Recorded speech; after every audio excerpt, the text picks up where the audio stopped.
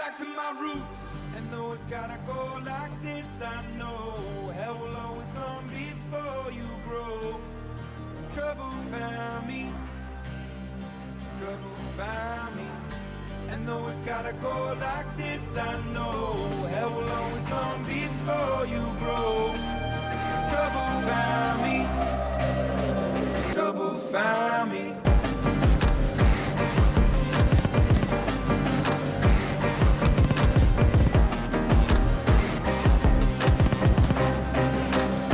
I'm going back to my roots. Another day, another door, another high, another low. Rock bottom, rock bottom, rock bottom. I'm going back to my roots. Another day, another door, another high. Ladies and gentlemen, please welcome to the stage Jeanette Cox and Rhonda Perrier. Oh, wow! That's a lot of people. Thank you. Rhonda and I are pleased to welcome you to the 2017 NAA Education Conference and Exposition. We have got a great slate of activities scheduled for you over the course of the next 4 days, and we're so glad you chose to be with us here in Atlanta to APARTMENTALIZE. Rhonda, do you want to give them a few teasers about what they have to look forward to this week? I sure do, Jeanette. How about the Chief Marketing Officer of the NFL later today? Or the world's most decorated swimmer tomorrow? Southern hospitality like you've never seen it tomorrow night. And a woman we all love to wake up to on Friday. And our industry's finest honored on Saturday, along with inspiring words from top marketing innovators. Jeanette, I think we cooked up a pretty good show. I would agree. Thanks, Rhonda. This is going to be a conference you're all going to remember. Let's go ahead and kick it off with our first session, Living Room Learning. Please join me in a warm round of applause for our session sponsor, Apartments.com.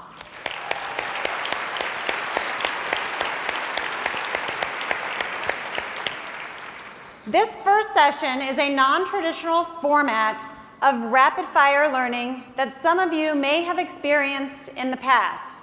Let me review it so you know what you've got ahead of you for the next hour. You're going to hear from 9 apartment industry professionals, each an industry expert in their own right. Each speaker is going to have 20 slides, and they're going to have 20 seconds to talk on each slide.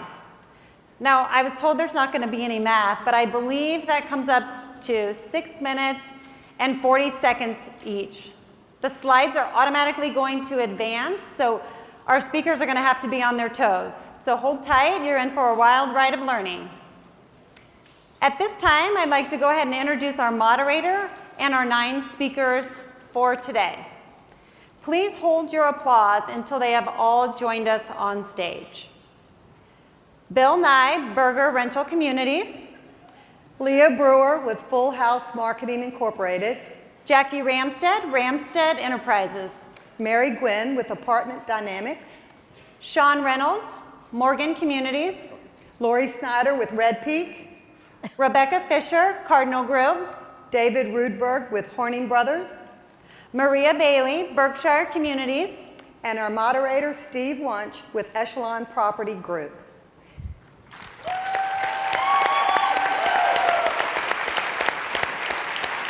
Steve, we're going to step aside and let you take it away. All right, thank you very much. Thank you, Steve. Thank you very much. How y'all doing? Woo!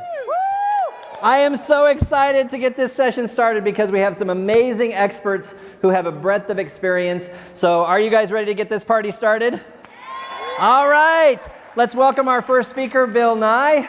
He is, in my book, one of the best bosses you could possibly have as a trainer. He is the VP of Operations, and he appreciates and understands the value of training. Let's welcome Bill to the stage. Thank you. Thank you, Steve. Well, this is it. Thank you. So I have some of my folks here from Burger Rental Communities in Pennsylvania. So there they are. I can't see a thing. These lights are blinding all of us. But it's great to be here with you today. So I'm excited to spend the next 6 minutes and 40 seconds talking to you about radical feedback. And as Steve mentioned, I'm the Vice President of Operations for Burger Rental Communities in Pennsylvania. and honored to be working with people that I really enjoy. I'm a lucky guy because I get to work with Dan Berger, and Dan's probably in the room somewhere, and he wouldn't want me to say this, but he's an outstanding owner. He's a true gentleman, and I love working with him. So Dan, wherever you are, I appreciate you and appreciate what you do for us as a company. So I'm going to give you 12 things to talk about because I think this is important to understand that in business today, we've got to move at the pace of our customers. And any business that does not move at the same pace that their customers are moving is a business that's going to really struggle being successful. So I think it's important to understand that our customers today are moving rapidly. They're giving feedback on our customer service and in our businesses very, very quickly. Because this is no longer your grandfather's business. In your grandfather's business model, we didn't have Yelp and APARTMENTRATINGS.com and all these other things. And so in your grandfather's business model, what we did was we did annual reviews. And so people could have bad behavior and continue that bad behavior for 365 days before we finally addressed it. And the danger with that is that if you don't move at the pace of your customers, your business is in jeopardy of becoming irrelevant. And I think we can all name businesses that over the years have become irrelevant. In fact, you can ask your grandparents this question. Did you ever believe you would see a day where Kodak no longer existed? And your grandparents would say no because every holiday was a Kodak moment. But things have changed. So the first thing I want you to understand about feedback, radical feedback, is that the clock is ticking. The moment you observe the behavior, whether it's good or bad, and I don't want you to think this is all about correcting bad behavior, but the moment you observe the behavior is the moment that you engage with your employee and share with them exactly what you observed so that they understand at that moment whether that was the right behavior or the wrong behavior. Now, if you've got to engage with them in behavior that maybe wasn't exactly what you wanted them to do, don't spend time trying to worry about hurting feelings and trying to paint some picture other than getting to the point. I used to tell my kids, stop circling the field and land the plane. In other words, get to the point. Share with this person immediately what you observed. And also, with this concept, make them think. Engage with questions. Ask them questions such as, was that the desired outcome? Is that what we want to see as a company? What is the desired outcome? Make sure that they understand what it is that you actually want them to do. What can you do differently? So ask them questions that cause them to think. But also, don't worry about trying to coat this thing with like they're a sugar cookie. Again, get to the point, be honest with them. Don't try and flower this up because here's what's going to happen. When you give radical feedback and you spend time trying to flower the message, you've lost the message. The message loses its impact. So be willing to get right to the point. Describe the value to them. And by this, what I mean is, what does the right behavior, or how does the right behavior look? How does the wrong behavior look? What's the benefit to the company, to the customer, to the coworker in doing the right thing? So make sure that as you're giving them this immediate feedback, that you're helping them to understand exactly what the value is in doing things in a particular way. But you also have to be willing to show your commitment to them. We're in this together. My team at Berger Rental Communities will tell you that they hear me say this all the time, whether it's verbally or in my writings to them, and that is simply this. We win together, we lose together. And so, you know, this isn't a thing where I'm going to just give you this feedback and then walk away. I'm going to stay engaged with you. And then set goals. You say, well, we set goals in our reviews. Well, those are goals that they're working on over the next 3 months or 6 months or maybe a year. I'm talking about goals that you can set that they can actually do differently today, this very moment.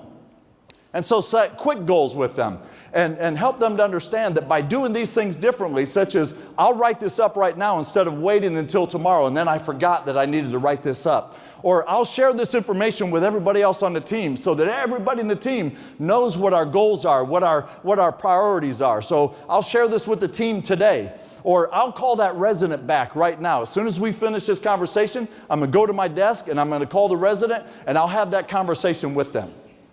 But you also want to establish a culture of accountability because we don't know what we don't know. And so you want to make sure that you're being honest with your team. And I tell my team all the time at Berger Rental Communities, I don't owe you a paycheck, I owe you the truth. We don't know what we don't know, so create a culture of accountability where people understand what it is that you want from them. But this isn't an opportunity for you to beat people up. This isn't an opportunity to make them feel bad about themselves. And I've often said that if your method towards holding people accountable does nothing more than make them feel bad about themselves, you're not holding them accountable, you're simply being mean. So create a culture of optimism where they know tomorrow I can do things differently. But then also you want to take this to a point to where people understand that after I have this conversation with you, we don't need to act weird towards one another. You ever been through a session like that where you hold someone accountable and then all of a sudden they avoid you, or they won't look at you, they act differently? Be genuine with people. Now listen to this. Listen to me on purpose. This is very important. It's nobody's business.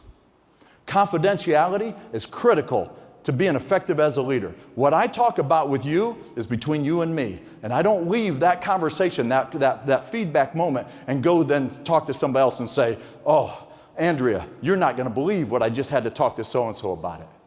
And in the end, folks, you have to understand that sometimes you just have to be willing to let the person go. Don't be a defibrillator. Don't be someone that says, you know what, this person...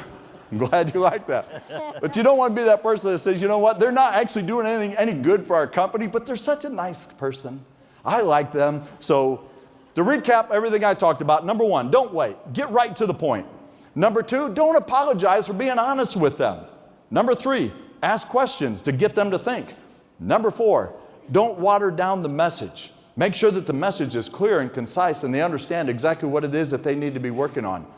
Number five, show them the value of doing right. This is how it benefits you and your career. This is how it benefits our company. This is how it benefits our customers.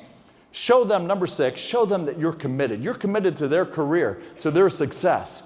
Number seven, set short goals. Make sure that it's things that they can do differently immediately right now. Number eight, create a culture of accountability. Accountability doesn't mean you're beating them up. So number nine, don't beat them up. Number 10, be genuine. Listen. Your team knows whether or not you care about them. So be genuine. Number 11, respect confidentiality. Don't be a gossip. Don't share these conversations with other people because it isn't any of their business. And number 12, don't be a defibrillator. If they're dead, let them go. Thank you all very much. God bless you. Thank you. Great job, Bill. Thank you. Thank you very much. Wow. Feedback is a gift. I hope you unwrap it when you get home. Next we have Leah Brewer coming to us. She is the leasing queen. Let's welcome her to the stage, ladies and gentlemen. So have you ever been called the B word? And I don't mean brilliant or beautiful or brewer. Have you ever been called the boss? And is that term ever in a complimentary context? Hi, my name's Leah Brewer. I am sometimes known as the leasing queen and honored to be my team's leader. Over the past 22 years, I've built a business from one employee, employ me. Let's go with the slides. There we go, thank you. To nearly 100 property specialists, and I have the best support team that I actually have the privilege to lead.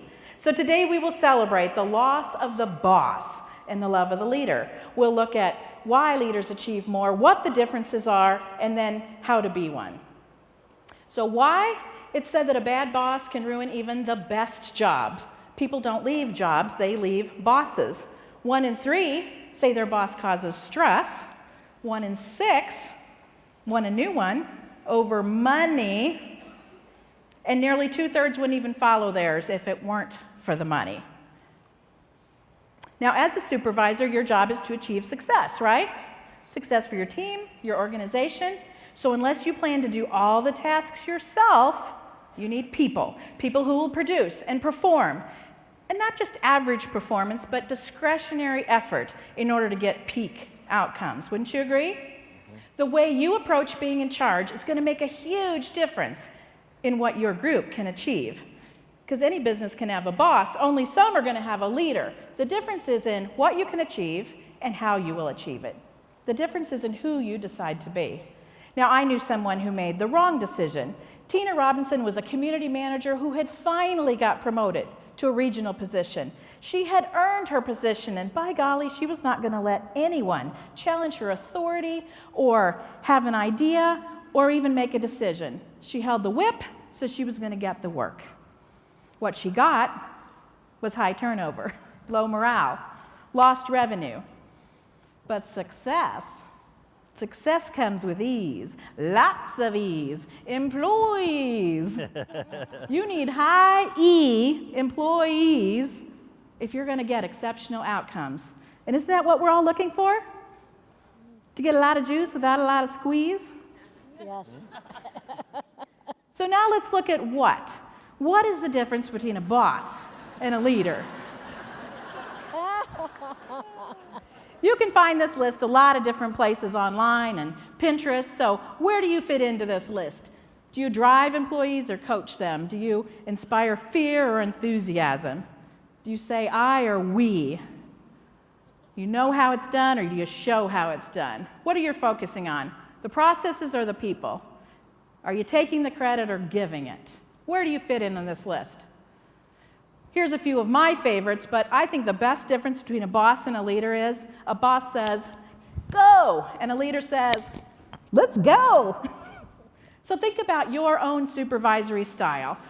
Are you motivating by the tip of the whip, or are you creating the desire to inspire? If you want engaged employees and peak performance, you need to change their hearts and minds before you'll change their actions and reactions. Change hearts and minds first, actions and reactions will follow. Now, when you choose to be a leader, there are some things you're going to have to give up. Ego, for one, always being right, your way or no way. But in exchange, you'll get an attitude of collaboration, openness, an authentic authority that comes from who you are, not just your title or position. A real chance to change lives and leave a legacy. So now how? How do you become a leader? In under 2 minutes. You change your heart and mind first, and your actions and reactions will follow. When you adopt a love of leadership into your heart and your mind, you will incorporate actions that will lead your team to higher and higher performance. Actions like communication, including listening. Cascade your goals, your vision, your mission to every level of your company. Then encourage ideas from everyone you oversee. You shut them down once, you will shut down a pipeline of great ideas. Listen with your ears and your heart, because your team is your best asset to reach your company's goals. Activities that get recognized and rewarded will get repeated. So stop treating praise like it's too expensive to give. It's free, right, Bill? If you can easily give correction, then you can just as easily give inspiration and recognition. Activities that get recognized and rewarded get repeated. Now, as a leader, it is your job to supply the resources and clear expectations so that goals set can be goals met. Do your employees even know what they're expected to do and what they're empowered to do? It's your responsibility to provide the tools, which include talent development and advancement opportunities. I worked with a brilliant community manager who continually got passed over for a regional position. Why? Management felt his property would suffer if he left. He was too valuable on site. You want success and promotion? Learn from your leader and grow the one below. Create that perfect environment to slide into a promotion as you slide your assistant into yours. Now, you aren't a leader if no one is following you. What do all leaders have in common? They have followers. And leaders may not always be supervisors. Leaders are those who influence others, and they can come from every corner of your company. If you can't influence others, they won't follow you. And if they don't follow you, you're not a leader. And leaders aren't influencers because of their title or position, but because of their actions, their examples, their ability to influence and inspire others. So today, it's your choice. The world has plenty of bosses. What we need are more great leaders. Today, we're here celebrating the loss of the boss and the love of the leader. We looked at why leaders achieve more, what the differences are, and how to be one. Change hearts and minds first. Actions and reactions will follow, beginning with yours. If you want to hear more about this topic, or if you have some B words in your office that need this message, I'll be presenting next week at Multifamily Insiders Webinar Wednesday at 2 o'clock. There are so many great resources for aspiring leaders. So be a perpetual student as you desire to inspire your team. Thank you. Thank you, Leah. High five. All right. Listen to her now, be a leader later, right? Our next speaker needs no introduction. Everybody knows this little fire plug, right? Jackie Ramsted's going to talk about why are we destroying motivation. Oh, baby, I love you too. I love you too. Hello, Atlanta. How are you doing? Really? That was it? Okay, fine. Well, let's get started. I want to tell you 10 reasons why motivation never works at work. Because a lot of people always ask me, Jackie, you're so bubbly, you're so exciting, you're so happy all the time. Well, you know what my motivation is? I get paid to do this. Love you. And the other thing is that I don't have to do the random drug test anymore. I own my own business. Woo! So everything has to start with Monday. It's all about Monday. You know, Mondays have been for so many people the day to go, I'm going to kill myself today, I got to go to work. How about this is a great opportunity for us to really express that happiness and that love and that joy instead of waiting till Friday and all we're going to do is drink our way to Friday. That's not going to happen. You know, Sir Richard Branson actually spoke here at NAA a couple of times, and one of the things he focused on was how we treat people. If you treat your employees well and train them well, then they get an opportunity to make that choice. I don't know about you, but I know sometimes we don't do a great job of that. Because of that, we have to think about the 3 things that really make a motivation that don't work. First of all, it's pushing. You're always pushing with people. You're trying to get them to do things. Secondly, nothing changes if you're shoving. And thirdly, and most importantly, if it's not your idea, you're just pretending to change. So motivation really comes in different levels, and it comes in different waves. And because of that, you have to really think about different things in your mind, that there's an ebb and flow. And sometimes when you start thinking about this, and I'm really having a great day, take a step back and say, wow, what's going on today? How are we going to make this day even better? I'm going to try to remember how I'm feeling today so it moves on. And I don't know about you, but quit telling me what to do. Any of you have children know exactly what this is. The motivation behind what we have is huge, but we have a tendency to tell them, no, no, no, just like we do the residents. Don't do this, don't do that. When was the last time that you were actually inspiring people? Off of what Bill had to say today, yes, we ride together, we die together, bad boys for life. So we're all in this together every single day, but it's all about perception. Perception is reality. And you know what absolutely motivates one person? No one else could care less. Maybe this is time off to actually go have breakfast with my children. Or maybe it could be where we're actually going to do different things. I don't know about you. I'd like to be able to at least go to the dentist sometime. But it's based on this word, trust. I think our relationships have been damaged because of the trust that we do or don't have. So for us, once you break that trust barrier, everything is off the table. For me, I like to start with small things, just little things. I talk about music and shoes, and that really helps to motivate you based on the factor of what you're doing today. So start with something small. Talk to yourself about how can we make changes to motivate ourselves first, just like Leah was saying. And you want to be that leader, but you have to start with you. What can I do in my 24 hours to change?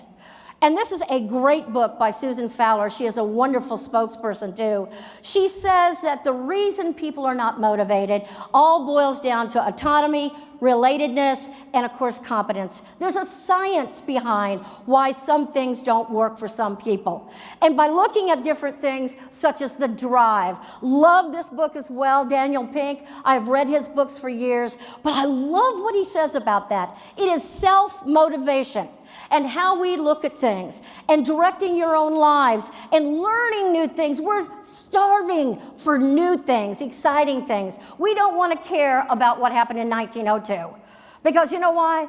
The paycheck is not all that. You all make about $1.02 an hour anyways, so I'm just telling you, the paycheck is not it. You have to have something else that motivates you every day. What makes you excited? Why do you go to work? And how can we change those things to be the person that we want to be for everyone else? I don't know about you, but we got some tired people out there. You know, the big black bags under our eyes, I got the chip clip in the hair, I'm going to work today. Here's the problem. We're exhausted, and you've only been in the business 3 or 4 weeks, you are not going to make it. I am telling you that right now. Stamina is all about what we do every day. So quit getting on the bus that says I'm tired all the time. Love humor. Lori Snyder and I razz each other. We've got videos on one another all the time. Oh, by the way, here, honey, I brought a Kleenex for you because I know you said you needed that. Hang on just a second. And because of that, it has to be fun. When was the last time you went to work and it was really, really fun? You've got to think about this. Humor and humility really do overcome a lot of the things that we have to work with. Love Tony Hsieh. I actually did a lot of research on this particular one, but because of him, I thought he is a billionaire. And as a billionaire, do you know he lives in a 240 square foot Airstream trailer? And the reason he does is he says this: my work and life balance really should be a work and life transition.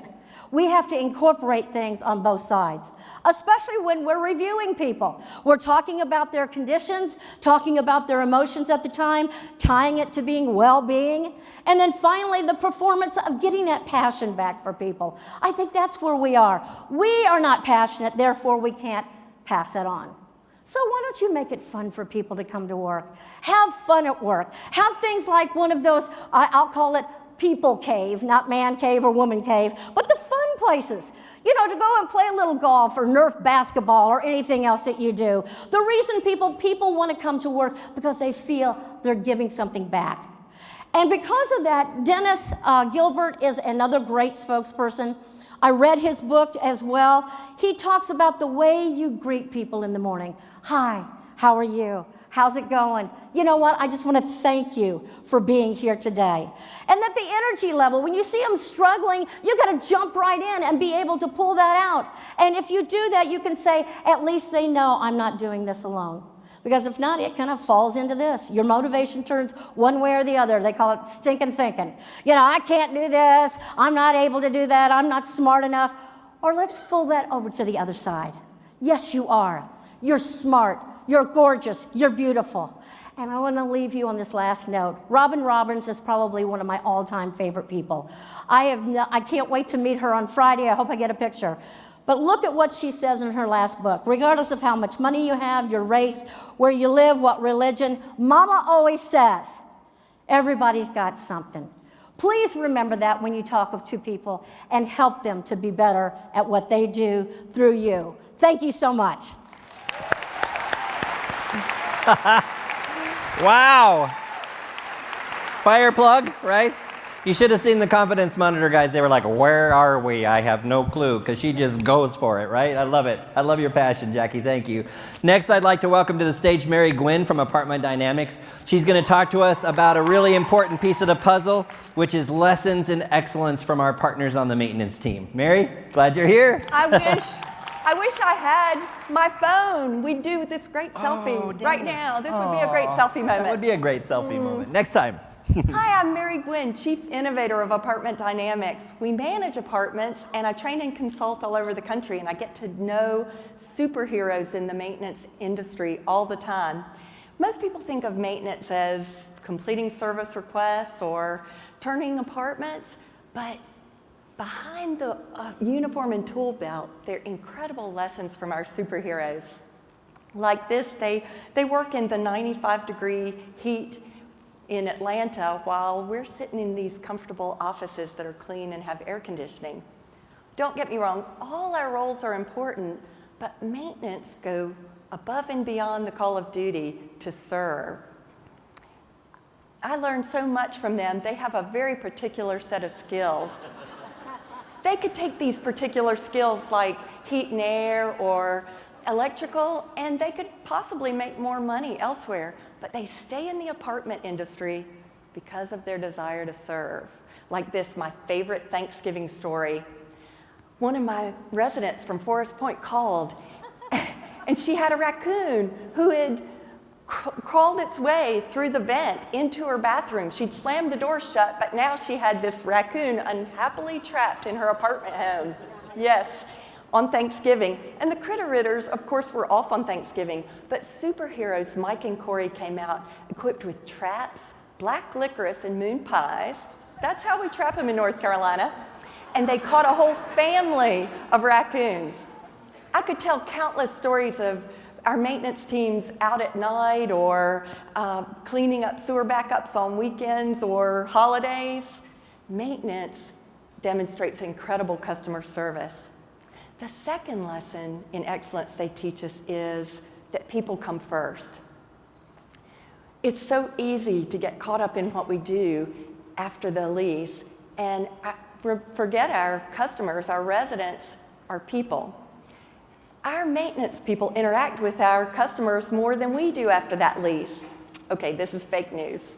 The data may not be accurate, but you know it's true. More service requests are reported than people who attend our pool parties. Isn't that true? Yes, it's true. Yes, our maintenance interact with them more than we do. In fact, after that lease, we get all these reports going, and we have all this leasing tests to do that we want to hide from our residents. I saw that on Facebook. We may even look at caller ID and not take that call. I had that happen recently where I accidentally saw caller ID, and it was one of those residents that makes your hair stand up on the back of your neck. I resisted the urge, took the call, and I was so glad I did. She was going through a tragic life event with her family and just needed someone to listen. Maintenance reminds us that people come first. The next lesson in excellence from our maintenance teams is trust. We deal with other people's money, their keys, their personal data. When you trust and allow people to do their jobs, they'll excel. They'll do great things. Would you love to have a nickel for every time our maintenance teams get accused of stealing grandma's brooch? Or I had this last week, they took a beer out of the resident's refrigerator. Yeah, right. We know our maintenance teams aren't taking the change off the residents' countertops, so why would we think for a minute that they're slacking in what they're supposed to be doing? It takes what it takes to get the job done. You'll really like this one. I had a manager last week let me know that her leasing pro was taking too long showing an apartment. I really did have that happen. And often we're told maintenance takes too long turning the apartments or doing service requests. We don't know what they've encountered. We don't know that what we told them was what was really wrong in the apartment home, do we?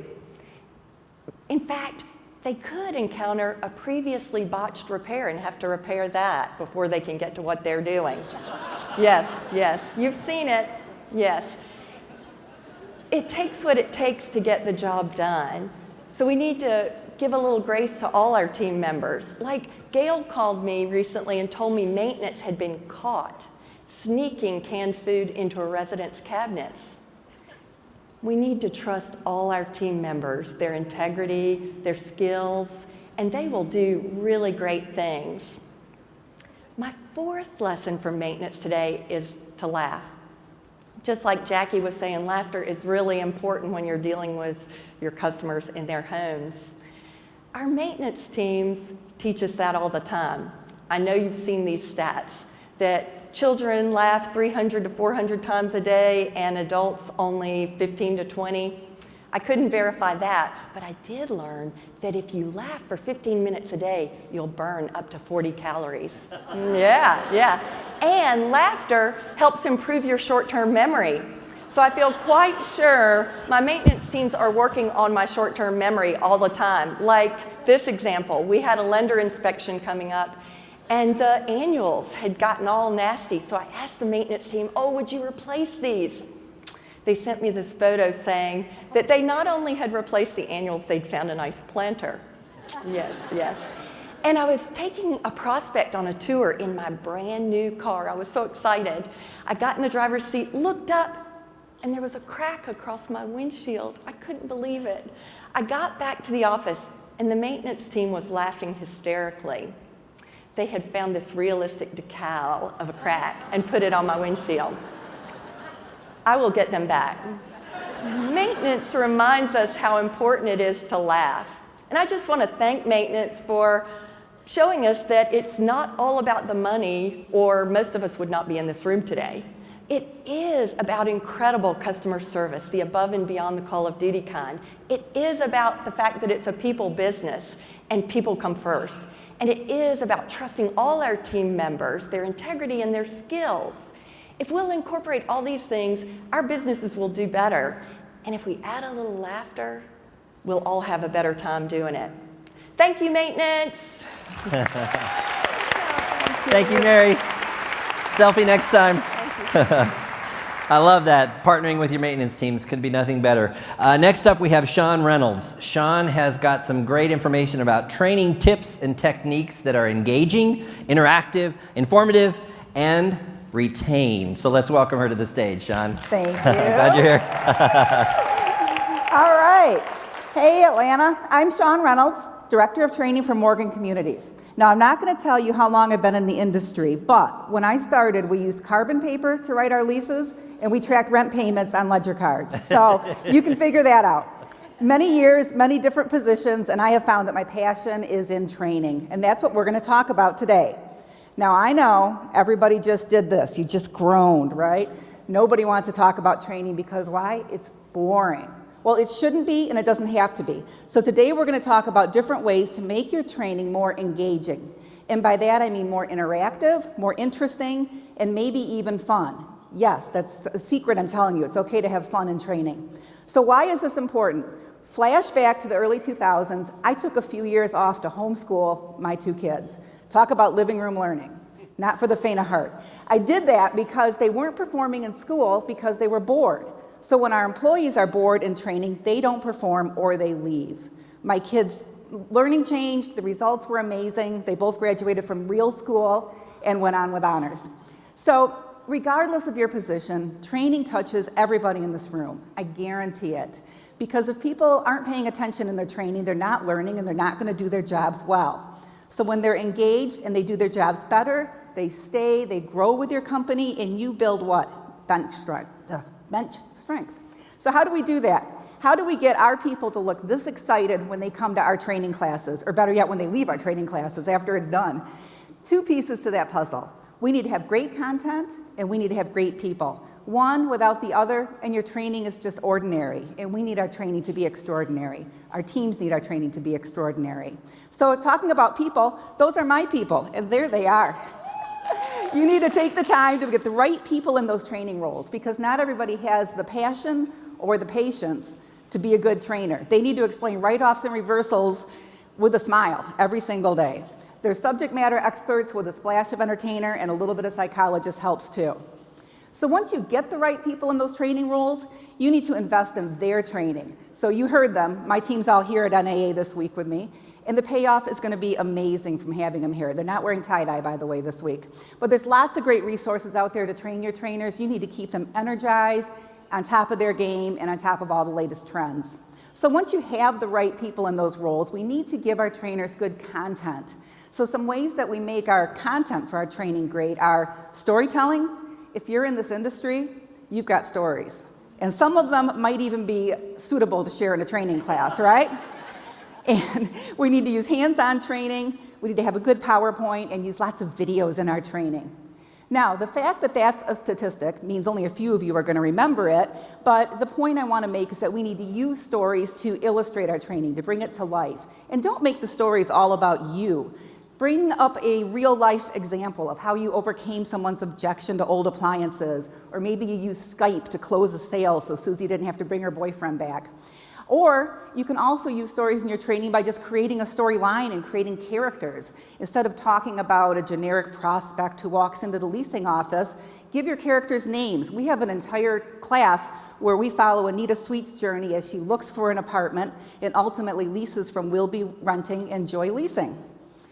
Hands-on activities. Involve me and I learn. We need to get our people involved in training. Now, if that's a leasing class, it's easy, right? Because we can role play. And everyone hates the role play, right? So, here we are groaning again. But if it's a customer service class, let your maintenance technician act out the part of the upset resident. They love yelling at the property manager about what's wrong. And what if it's a systems class, though? I mean, can entering a guest card be interactive? It can. Our trainers carry laptops, and we have a training database, and they practice each step in the process as they go. We even scan fake checks. People remember 40% of what they see and hear, but they remember 90% of what they see, hear, and do. Practice makes perfect. So a PowerPoint, a Prezi, whatever platform you use, it's a necessary evil for any training class. But we need to avoid PowerPoint poisoning or death by PowerPoint. And we do that by having very few words on our slides, avoid or eliminate altogether bullet points, and just use lots of images. Let the PowerPoint become a guide to the class, not a script that you're going to read from. And we need to use more videos in our training. Everyone pays attention when you show a video in training, whether it's a millennial or a baby boomer. I mean, who hasn't used Jerry Maguire's Show Me the Money in a leasing class, right? I'm guilty. Lots of great resources out there where you can get videos to put in your training. Keep them short and relevant. But the best videos are the ones you make yourself. So in 1980, that's what my home video camera looked like. Now all you need is a cell phone and a great app. You don't even need actors. Just use your leasing teams. They are absolutely flattered when you ask them to be in a video, and it's so much more genuine when it comes from them. So you can use videos as a great way to illustrate a point in your training, but also just to add fun. My team did a parody, you can't imagine it with them sitting there, to Carpool Karaoke to kick off a conference a few weeks ago. We literally duct taped the cell phone to the inside of the windshield to make the video. Not very sophisticated. And our Cleveland team, Bethany, did a hype video for a spirit contest a few weeks ago. It went viral in our company, even was sent out in an investor communication. So once you have the right people and the right content, we need to have the right environment. People can't feel like they're in jail for 6 hours when they come to your training classes. We roll out the red carpet for people when they come to training. Food and drinks and fun music, and meet them at the door and shake their hand and create that relationship right away, because it's so important, because after training, you need to maintain that relationship. No matter how great your training is, 100% of it will never stick, and you're going to need to follow up and reinforce what you've learned. Might be job security for trainers, but your people need to know that you're an ongoing resource for them and that you are concerned and invested in their success, because we estimate that it takes about 5 weeks to fill an on-site position. We get about 25 applications and have about 7 of those scary-looking little interviews. Why go to all that effort if you're only going to deliver mediocre training? We need to engage them from day one so people stay and grow with our company. A couple quotes that I love. The Zig Ziglar quote, that's what I always say when people tell me that their people are too busy to come to training. And Richard Branson, we already saw this quote once in Jackie's presentation, but it bears repeating.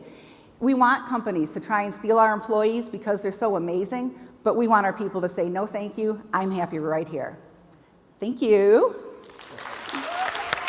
Way to go, girl. Tongue-tied there on one. But. Training can be fun and engaging, fun with a purpose. I love it. So next up, speaking of training, is this little fire plug, Maria Bailey. She's going to talk about the truth about e-learning, and she's going to bust some myths. Huh? You ready to bust? Ready. All right, high five. All right, let's do it. Maria Bailey with Berkshire Communities. I got my whole team over there. Woo-hoo! We're going to talk about how to make e-learning fun, but first I want everybody to give me your biggest belly laugh that you can do, just as loud as you can. 1, 2, 3. Let's do it again. 1, 2, 3. Thank you, Jackie. That's exactly what we need, is a lot of laughter. So I want everybody to think about e-learning a little bit different. But let's talk about what e-learning is. E-learning is education delivered over the internet in short little sessions. The greatest thing about learning is that you get to pull it instead of it being pushed to you. And you learn in a bunch of different varieties of experiences. Okay, so myth number 1. E-learning is not engaging. Debunked. Actually, e-learning is specifically designed to stimulate the learner. They can go and they can get these little bite-sized pieces of learning so that you are stimulated when you're learning. You have to make sure that you, okay, sorry. Myth number 2, I'm too busy. Well, when they finally figure out the time to sit down and take the e-learning class, it doesn't work, right? Make sure that you're spending time in the beginning and you're getting your computer set up and everybody knows how to troubleshoot that content, because that's not really the truth. The truth is if your computer is set up, it's good. All right. Myth number 3, e-learning is so impersonal. Actually, it's fun because they get to go when they have time in their schedule. You can add multimedia and interactive features to your courses. If you're going to use out-of-the-box content, then you can add to it to make it fun. Myth number 4, it's just for the young and tech-savvy. If you can read, if you can comprehend, and you can click next, It's up in the top right corner.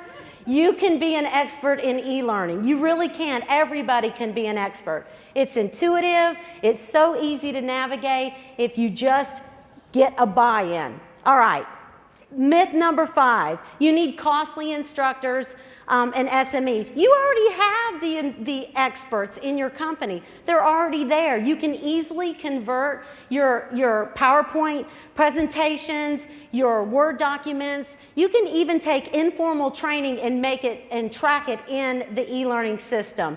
All right, now that we've debunked all those myths, let's talk about some success. It's not automatic. It's not a plug and play. You truly have to look at it. You truly have to set it up. So make sure that you're reading your emails, hello, and that it's not a plug and play. You've got to spend time managing that system. All right, create a team of motivators. If you get buy-in from the top down, then you will get everybody to be all in. It's really important to get your company to buy in. Our company, Berkshire Communities, ties our company quarterly bonuses to our e-learning. Now, people learn all different ways. You just talked about it. And if you see it, if you hear it, and you do it, you will learn it. You get into a sandbox environment with e-learning, and that you can actually test it and get an idea of what it feels like to do that guest card, to do some of that stuff. Now, learning plans are super, super important. You got to schedule learning so that people can understand their path, and it's specific to their position. Housekeepers get different content than upper management, and it makes it much funner if they feel like they're going to be benefited from this learning. Educate, train, empower, reward, repeat. When you develop your people, you tie performance and development to e-learning, and it's tracked in there. You can do remediation courses, and the learner won't even realize that they're leaving one system and going to another system. It's seamless with e-learning. My favorite, fun-sized learning. That's one of the best things about e-learning is it's short. And you have bite-sized sessions, and the learner can actually go and grab what they want. If they need more information on that telephone call or how to post rent, they can go and get their own education through e-learning. Engaging, relevant, meaningful content. That's what they want. Everybody wants that. Nobody wants to waste their time taking courses that have nothing to do with what they're interested in and what they need to learn. Our content is specific to our company and our company goals. It reflects our culture, and it is not generic learning. Now, when you support a blended learning approach, classroom training, you've got third-party content, and if you're going to use out-of-the-box content, you can add stuff to it so that it's company-specific. When we use third-party content, we blend it so that it feels seamless. And then when learners know that they're going to have a variety of learning, like a buffet of learning, it's very exciting for them because they know they get to be greeted at the door when they're in classroom. Third-party content is specific to our business, and then when they do e-learning, they're all happy because it's tracked. Simple reporting.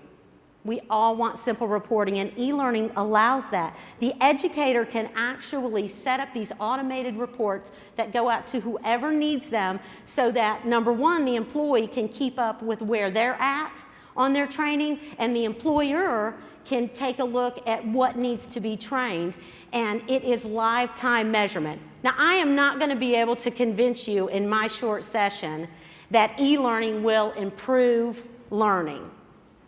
But when we get consistent, when e-learning is partnered with strong support, you can improve employee engagement, career progress, compliance, and productivity. Build excitement. When the leaders are excited about e-learning, the learners are excited about e-learning. So really, most employees do want to learn. They want this content. They're going to keep going back for it and get these bite-sized little pieces because they're excited. I really want to thank you for coming to the session today. I can't believe how many people are here. We really appreciate it, and thank you very much. Woo-hoo. You did it! I did it! Awesome. Yeah, I love that blended approach. It's so important. Next up, we have David Rudberg. He's going to talk to us about a really cool element around community service and how that can be a win-win for your company and your team. David, take it away. Yes, thank you. A lot of tough acts to follow. So Horning Brothers is a DC-based real estate development and management company. Our tagline is 55 years of community building. Making a difference in our communities is really a passion of mine. In addition to my role at Horning Brothers, I'm involved in a number of DC area nonprofits, and I'm looking forward to talking to you about that today. Community service really is more than just corporate social responsibility. You're going to hear a lot about that at this conference. There's even a session on Friday from 9 to 10. I think that's great. We need to do that. But my approach is a little different today. I'm looking at how it can benefit you and your company, and that's my focus. So it's a win-win.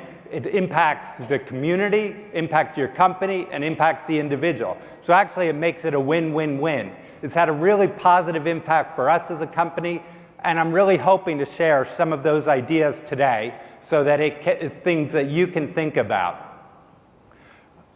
So there's a lot of research on this topic. One of the books that really, really resonates with me is called Give and Take by Adam Grant. I don't know if you've read that, but he talks about how the net benefits to givers, to net givers in life.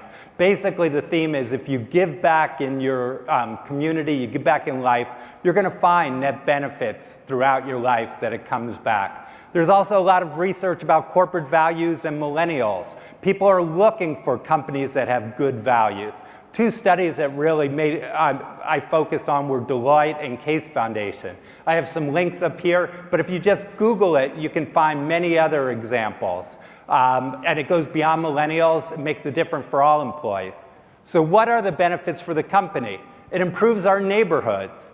It helps us attract and retain residents, and it helps us attract and retain employees. In this photo, you see some of our employees working on a local school. In the background, you can't really see the photo, but tutoring at a local school as well. So improving our neighborhoods. We are part of our neighborhoods. As our neighborhoods improve, our rents improve. If we're in a lower income neighborhood, it's certainly going to help. But even if you're in a higher income area, if we're working with the schools, if we're working with the community centers, it's going to come back and help our property and help our rents. It helps us attract and retain residents.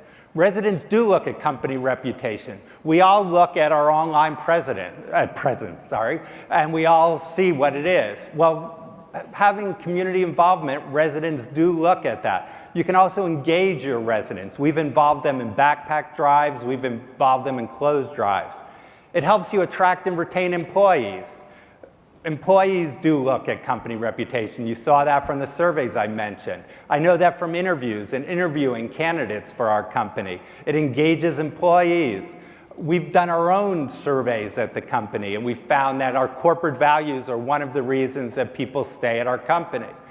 So what should you be involved in? Well, you have to find something that interests you. If it doesn't interest you, you're not going to stay involved. The good thing is there's so many different ways to try to be involved in community service. I'm going to talk about a few today, but you all know your neighborhoods and communities better than I do, and you're going to think of many ways. There are examples that cost no money at all to you or to your company. You can read or tutor at a local school. You can do clothes or backpack drives. If there's a cause that's important to you, if you have family members who've had medical issues, you can do fundraising. There are just so many ideas that cost nothing. There are also examples that do cost money. We've done Rebuilding Together, that Habitat for Humanity, where we use our skills as an industry to work on houses for people at need. We also have some affordable properties where we've provided tutoring, learning centers at the property. You can think of all kinds of ideas. Once again, you know your communities. It's had a really positive impact for us. We've gone above and beyond and actually donated land and a grant to Martha's Table, a DC area nonprofit, for a new headquarters, education programming, early childhood, as well as nutrition programming. And as part of that project, we've been able to do affordable housing and market rate housing. So recapping the benefits to the company, leasing, as I mentioned, with residents, hiring and retaining employees, and business opportunities. I didn't even mention that one in the first slide, but we found joint venture and acquisition partners through some relationships we've developed in nonprofits. And this is a rendering of Apartments Over Retail from somebody we met. So I've talked a lot about a company, but why you? Why you as an individual? Well, one, it's a great feeling knowing you're making a difference. We all are part of our communities. And two, the selfish part, is career growth. You're going to meet great people involved in nonprofits and help build your resume. So those that are involved in nonprofits know what a great feeling it is. Those that aren't, I can tell you it feels great. And it's wonderful to know you're doing something selfless, but you get such a great feeling internally. Here's a photo of some of our employees at So Others May Eat in DC. There's, as I said, all kinds of opportunities out there. These are some organizations that I've been involved in and our company's been involved in. In addition to the acquisition opportunities, we've even found vendors. So there's all kinds of opportunities that you can find. As I said, you could probably make your list of your own community, your own neighborhood, your own city. There's lots of options out there. Personally, I've received a lot of great benefits. I can't promise what will happen to you, but through being involved in boards and volunteering, I've received other job offers. I've received offers of other board opportunities. My focus has been affordable housing and education in DC. I think it's very important to find areas of focus. So what can our industry do? We have millions of employees. We have millions more residents. We can be part of our communities. It's really critical that we try to make a difference in our communities. Everybody can make a little difference. It's just going to make a difference in all of our cities. So I think our industry has a great opportunity. In conclusion, hopefully I've survived this format. It's a very tough format, but it's a challenge. But I hope I've given you a little bit of information for you to go back for yourself, for your company to think about. I really hope to see NAA do even more in the community. It's great to see it. If I can help, feel free to reach out to me. There's all kinds of ideas. I wish you all best of luck. Thank you. Great. Awesome, man. Way to go. Thanks. Not so easy as you might think, this quick learning here. I love the opportunity to think about how we can impact our communities. I've known this gal for a long time, since like 1997. She's a very tall lady. She's going to talk about tiny houses. Tiny. Rebecca Fisher, ladies and gentlemen. Thank you, sir. Thank you. Let's go ahead and get started. Thank you. First and foremost, has everyone downloaded the NAA app on their phone? Yes, super cool, very cool. We're super excited to have this kind of engagement. In some of your other sessions, you'll have a chance to do and answer polls that we'll go through. We could have had a really cool one with me speaking, because you could have decided if you liked me as a blonde or as a brunette, because the picture in the program is totally different than I look today. So anyway, so let's talk about why are we obsessed with tiny? What is our obsession? Has anyone read Marie Kondo's book, The Life-Changing Magic of Tidying Up? Yes, great. You all should. I will tell you that my socks have never been happier. So if you know what I'm talking about. But anyways, there is a minimalistic movement in our country. Let's just real quick on the definition of what a micro unit is. This is a working definition. There are a lot of folks that feel differently about what the definition is. Typically, you are talking about a 350 square foot or less apartment that has a fully functioning kitchen and bath. So micro-units are nothing new. They actually, in crowded cities like Paris and Japan, have been around for forever. Some of them are known as single-room occupants or bed flats, micro-units, micro-flats. So they have been around for a very long time. Just feels like we're revamping what has been around. So why did we stop? Policies, procedures, laws have affected why they have stopped using some of these micro units. One of my favorite quotes from Stan Alcorn: micro apartments aren't actually new, they have just historically been illegal and pretty terrible to live in. So if you think about it, there are laws around how big an apartment can be because they thought it was inhumane to actually have people in small apartments. Meet Samantha, she's pretty cute, huh? So Samantha is 24. She just graduated from Georgia State University. Anyone? No. And she has spent the last 3 years living in West Marsh Student Lofts in a 4-bedroom, 4-bath apartment with her friends, sharing common areas. So these millennials, this target demographic that we are looking at for micro units, who are they and where do they come from? They typically are, of course, from 1980 to 2000. Did you realize that in just this last year, the millennial population has outgrown the baby boomer population? And so now they are the largest group in the entire US. The millennial group has introduced us to what we call the sharing economy. Uber, Lyft, even eBay, anything from WeWork situations. These guys have introduced us to what they call the sharing economy. The millennials are not interested in, they are interested in access and not ownership. They want access to things. This is the renter generation over the owner generation. On average, 70% of college students are graduating with $30,000 worth of student debt. They're not looking to have the anchor of home ownership. They don't want the responsibility. And if there's any millennials out there, I think you guys would say that you are self-admitted commitment phobes. Yes? There's a few of them. Location, location, location. The first rule of real estate. Anytime you're looking at doing micro apartments, we are looking at high density urban areas that are near transit-rich sections of the country. Living large in a small space, you still want the ability to entertain and have your friends over. You still want the ability to have, a party when you want to. Every piece of furniture in the apartment has to be multifunctional. Having a coffee table that can be raised into a dining table to seat 12. This is I like this slide. This is a company called Ori, O-R-I, that does effortless transformations. These are expensive, don't get me wrong, but look how cool this is. It's a touch system where you can move and transform the apartment into 27 different floor plans. Wow. Isn't that cool? So, that's true. Cleanup is very easy. Must-haves on the interiors. Storage. I work for Cardinal Group, and we work with 550 millennials. So I get to talk to them a lot, but must-haves for them are always going to be the storage. Big, tall windows, lighting, making sure that you have clean lines. Must-haves on the amenities. Clark Abert, if he's around here, he will argue with me on this one. Must-haves, of course, is the neighborhood and having access to restaurants and bars and fun stuff like that. But the rest of it is, now you're in this tiny little apartment, you want to be able to get out and be with people. So state-of-the-art fitness centers, a WeWork style area instead of a clubhouse, giving them access to things like that. This is a gold mine for developers. I love what we were talking about earlier with David on corporate responsibility. So even though a higher density equals a higher yield, cost of building versus the price per square foot that we get, those are all great things, but we still have a responsibility to the neighborhoods that we're going to put these buildings in.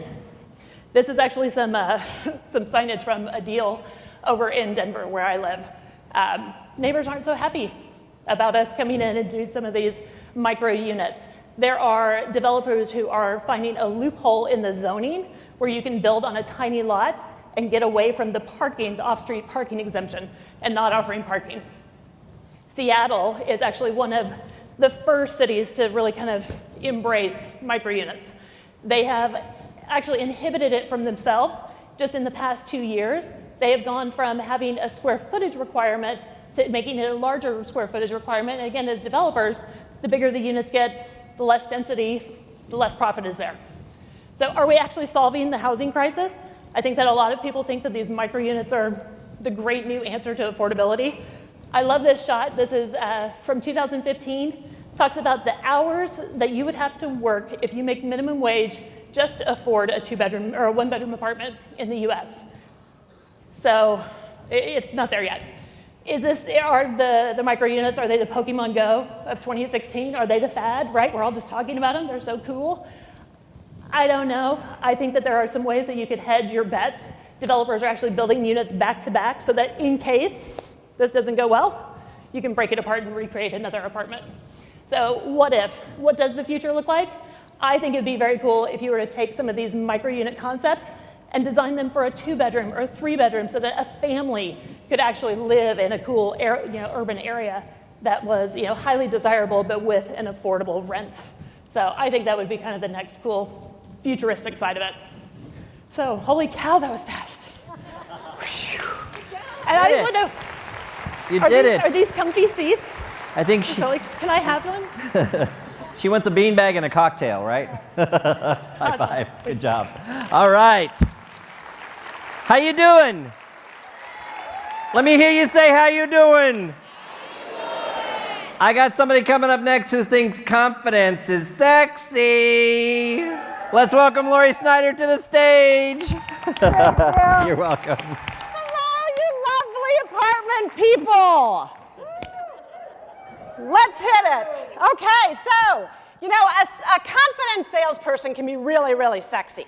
And, they've got charisma, they've got, they know their stuff, and they're irresistible. So how do you get it? How do you get that confidence? Today we're going to learn how. The first thing you want to do is believe you can.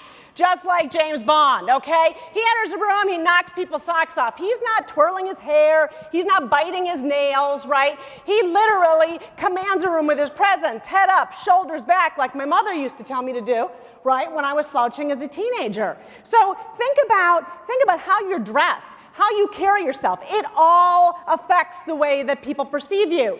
Amy Cuddy did a great talk on power poses. Anybody seen this? TED Talk, right? When athletes go over the finish line, this is a power pose. Now, don't do this in front of your client, okay? But go in the back room after lunch and do a power pose. This is a power pose, okay? So I want you to go to Amy Cuddy's TED Talk, and I want you to learn your power pose because it will make you feel better. Then step away from that laptop. Who wants to lease from this dude?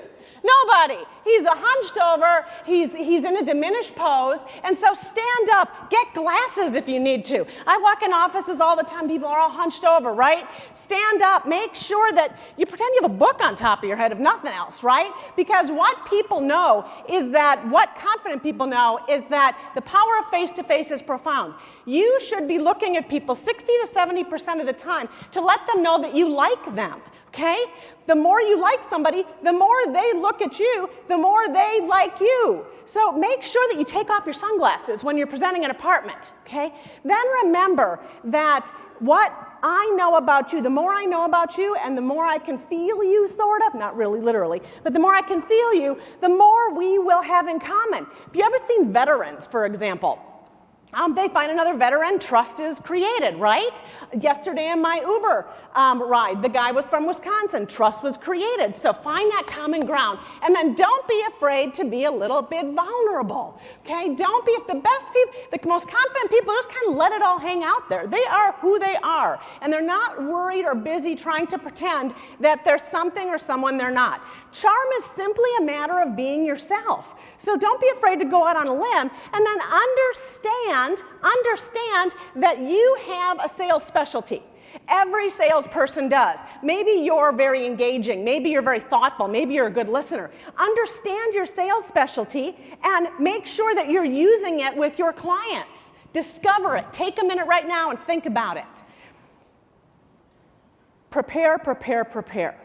Roll up your sleeves and do what it needs. The most confident people are the most competent people. They know things like how many outlets are in an apartment. They know things like how many cupboards and drawers are in this apartment.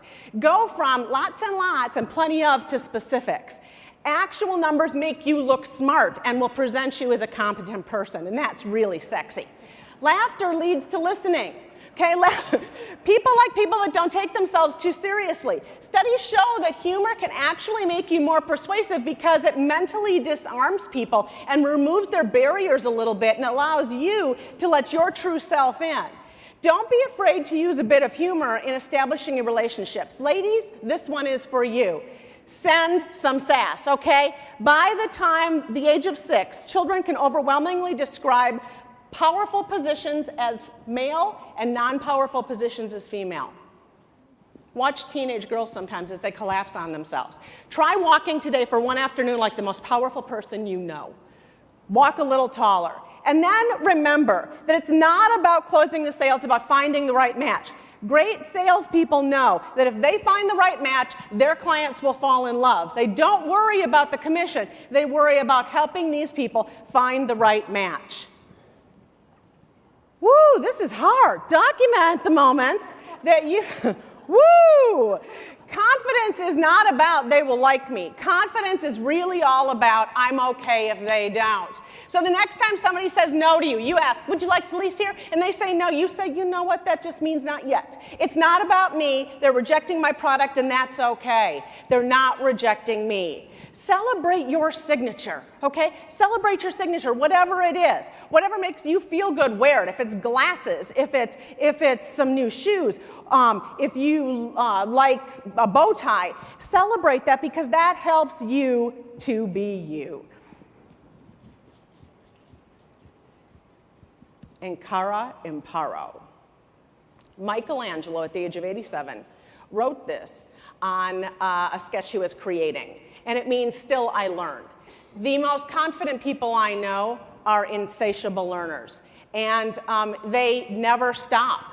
They're always looking to learn something new. So what might that mean? What can we learn? Learn to become a product of student behavior, okay, student behavior. Because here's the thing, the art of choosing, the buying brain, predictably irrational, they all give us insight as to why our clients do what they do. And it will help you to better understand your clients. So get started there. Oh, I'm ahead of myself here. And then learn how to take a pause. Okay? Great and confident people know how to pause. The next time that you want to jump into an argument or you want to speak before you think, stop for 20 seconds. Let your mouth catch up with your brain. Okay? And don't let it happen. Keep it simple. I have never heard an individual complain that the email they just received was too short. Any content you use, cut it in half, and you might find that you don't need half the words there. Simplify. We have too many choices. You know, we are only born with two fears, fear of falling and fear of loud noises. Why are we so afraid of somebody saying no to us? Why are we so afraid of having confidence? Why are we so afraid to try? Because if you try, confidence comes from confidence. You have to take that first plunge. You have to take that first plunge. You know, may all of your vibes today, you're at a conference, and you are going to find that you will see confident people, and you will see very unconfident people. It's time for you to have a very confident conference. Thank you. Wow. I don't know, how am I looking? Am I looking confident today? My pocket's square. Wow, talk about a learning buffet, huh? I'm full. It's a good thing I wore my buffet britches today. Well, thank you all so much for your participation in the session today. I hope that you walked away with some great ideas on training and motivation and feedback and tiny houses. Remember, in the app, you can access the PowerPoint, which has all of the content that these great people put together for you, as well as their contact information. But I'm going to bring back to the stage Jeanette and Rhonda. They've got some great stuff to share with you, so don't go anywhere. If you thought you were done, you were wrong. So Jeanette and Rhonda, come on back.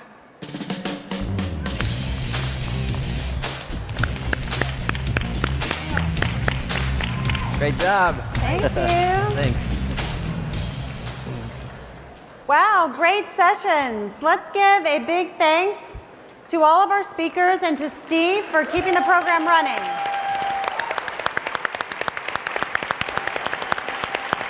Great. And thank you again to Apartments.com for starting off our 2017 NAA Conference and Exposition with a bang.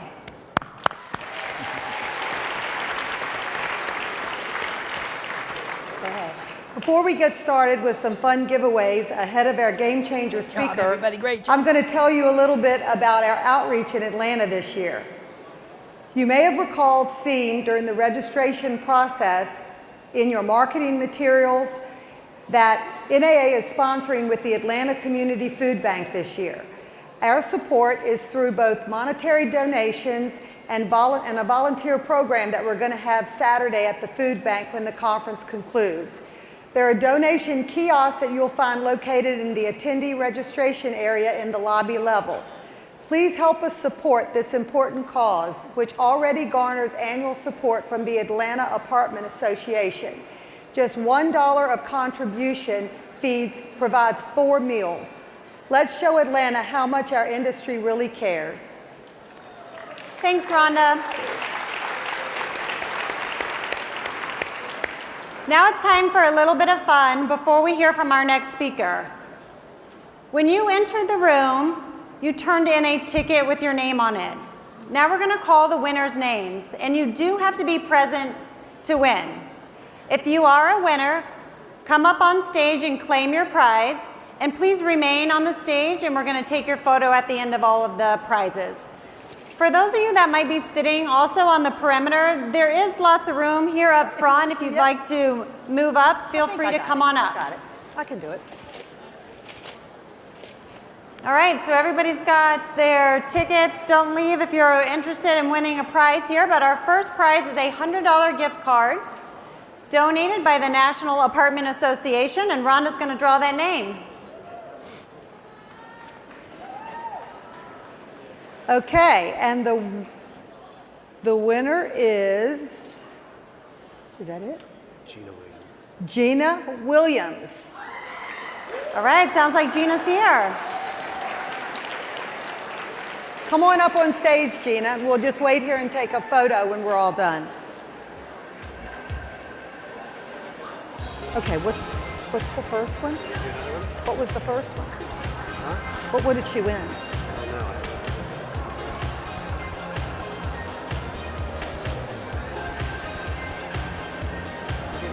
You can go right over there. Or right here. Come on up.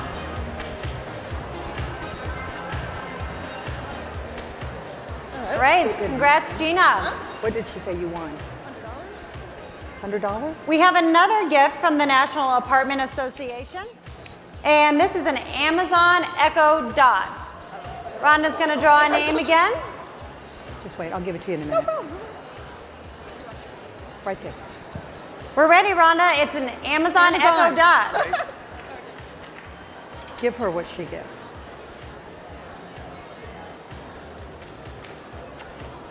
Okay, the winner of the Amazon gift card is Lynn Klung.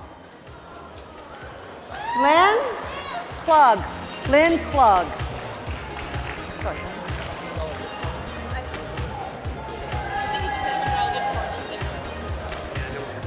Maybe it's this one. This is the list. 1, 2, 3, 4. Does that look familiar? No. So the gift certificate. Congrats. That's this one.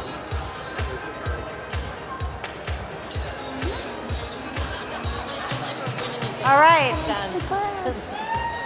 Stand right over here. Now we're just kicking off this year's conference, but we know you're going to enjoy it so much that you're going to want to return and go to San Diego for next year's education conference. One lucky winner is going to receive a free conference registration sponsored by the National Apartment Association. And the winner is Michelle Chesson. Is Michelle in the room? Yes? Michelle?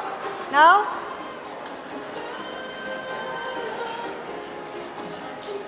She's on her way up, I think. Here she is. Here? She's here.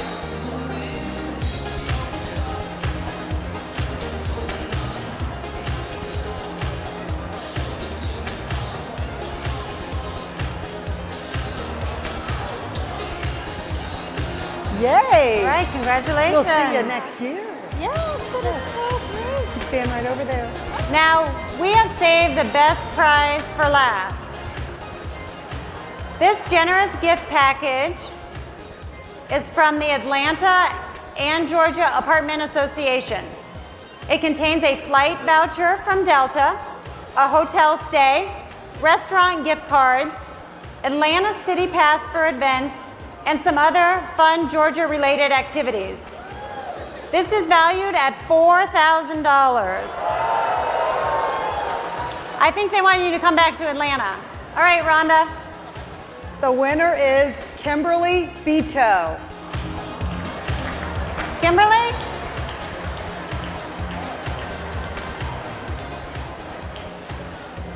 Is there a Kimberly? Kimberly? Wave your hand if you're out there, or we draw another name. She's here. All right. Congratulations. It's looking the opposite direction there. Congratulations. We'll come over here and we'll do a photo. Yeah. Congratulations. Thank you. I'll give you your name. You want to take a picture with everybody?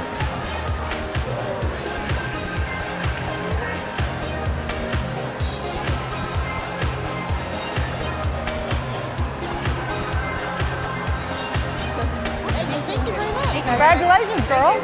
Yay.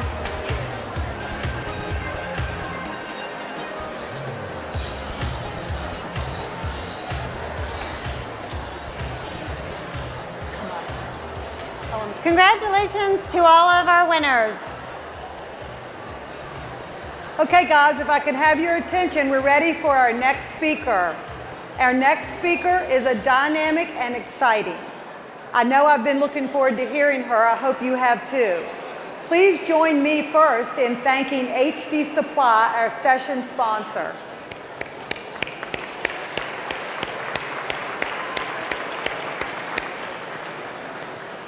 As Chief Marketing Officer of the NFL, our speaker is the most important female marketer in sports today. Prior to joining the NFL, she was President and CEO of Pepsi-Cola North America, where in her 11 years there, she developed tie-ins with sports marketing. Let's watch the video and learn more about Dawn Hudson. It is a pleasure to be here. I have to tell you that I have this book, Yes. And obviously in English it means breaking through barriers and making things happen. Because everybody is a consumer and you taste and understand things. Now we think this is such a big idea that we worked with Apple to create a big promotion, what we think is going to be the biggest ever music promotion. And here's how it will work. But the difference between a really great successful marketer, I believe, and everyone else is the ability to make choices. Marketing is a discipline of not trying to appeal to everyone, not trying to reach everyone. And I think the first thing we did is say, can the technology work? A lot of this is, there's so much possible, but it's as the technology evolves, and it's something like an NFL game and the breadth of fans, you've got to make sure it works. Try to pick an area where the trends were behind me. Some call it having wind at your back. And the younger generations are playing video games and iPads and aren't playing as much for a whole host of reasons, but they're really important to our demographic. In the end, it's really you and that brand. And I think that when you really look at brands, people respond emotionally to brands more than rationally.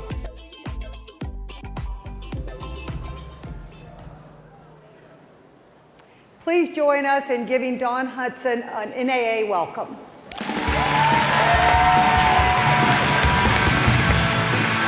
Hi. Okay. Notes in case I forget anything. I'll probably make it up anyway. So, having a good time so far? Interesting? All right. I stand between you and cocktail hour? Yes. Okay, I better be entertaining. So first of all, I know that this is a big crowd, a lot of men, a lot of women in the audience, but I have to say I know there's at least 50% women because the lines in the ladies' room are longer than the lines in the men's room. I hear some sounds of agreement to that. I'm used to speaking in audiences that are largely male, so usually I just whip in and out of the ladies' room.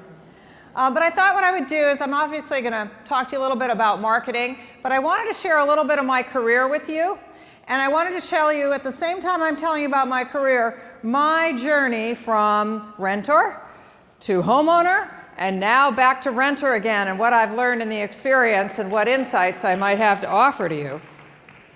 So I was born and raised outside of Boston, Massachusetts.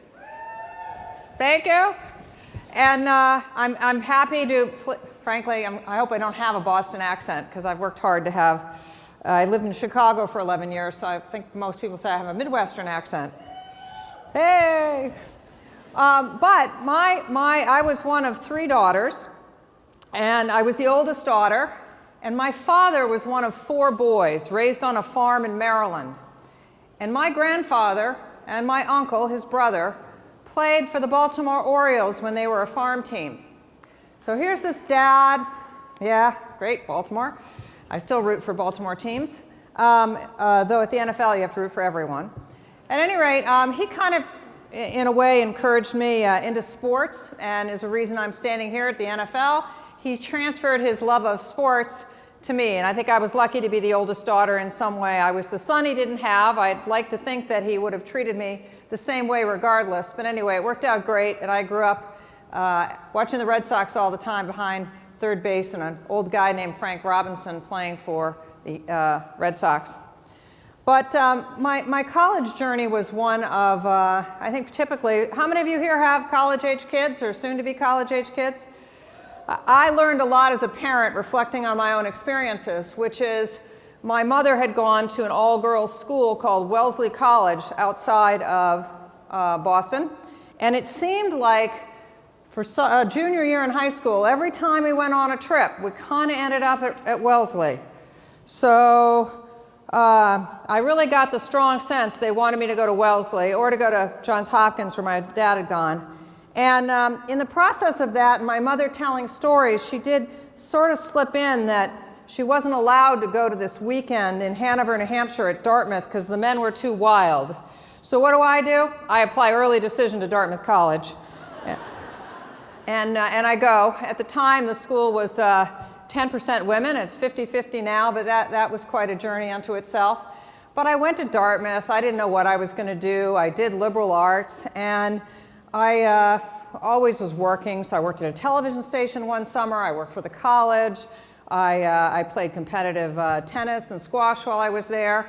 And I was trying to figure out what I was going to do. I figured, like most kids, I'm going to go to graduate school, business school, law school, wasn't sure. But I needed to go make some money. So I'm walking across the college green, and a friend of mine says, "Hey, Dawn, there's an advertising agency here in town, and they're interviewing, and I think you would be great at that." Now, I had just walked on campus. I had actually graduated early. I was going back to work. They had had a sign-up sheet about 2 months earlier. I wasn't on the sign-up sheet. So I went, and I've learned the power of persistence. I waited in that office with my resume, and as soon as the door opened, I shoved it at them. And the 2 of them said, "Oh, thanks a lot. Okay, yeah, we'll talk to you. It's 6:30 at night, but we'll talk to you."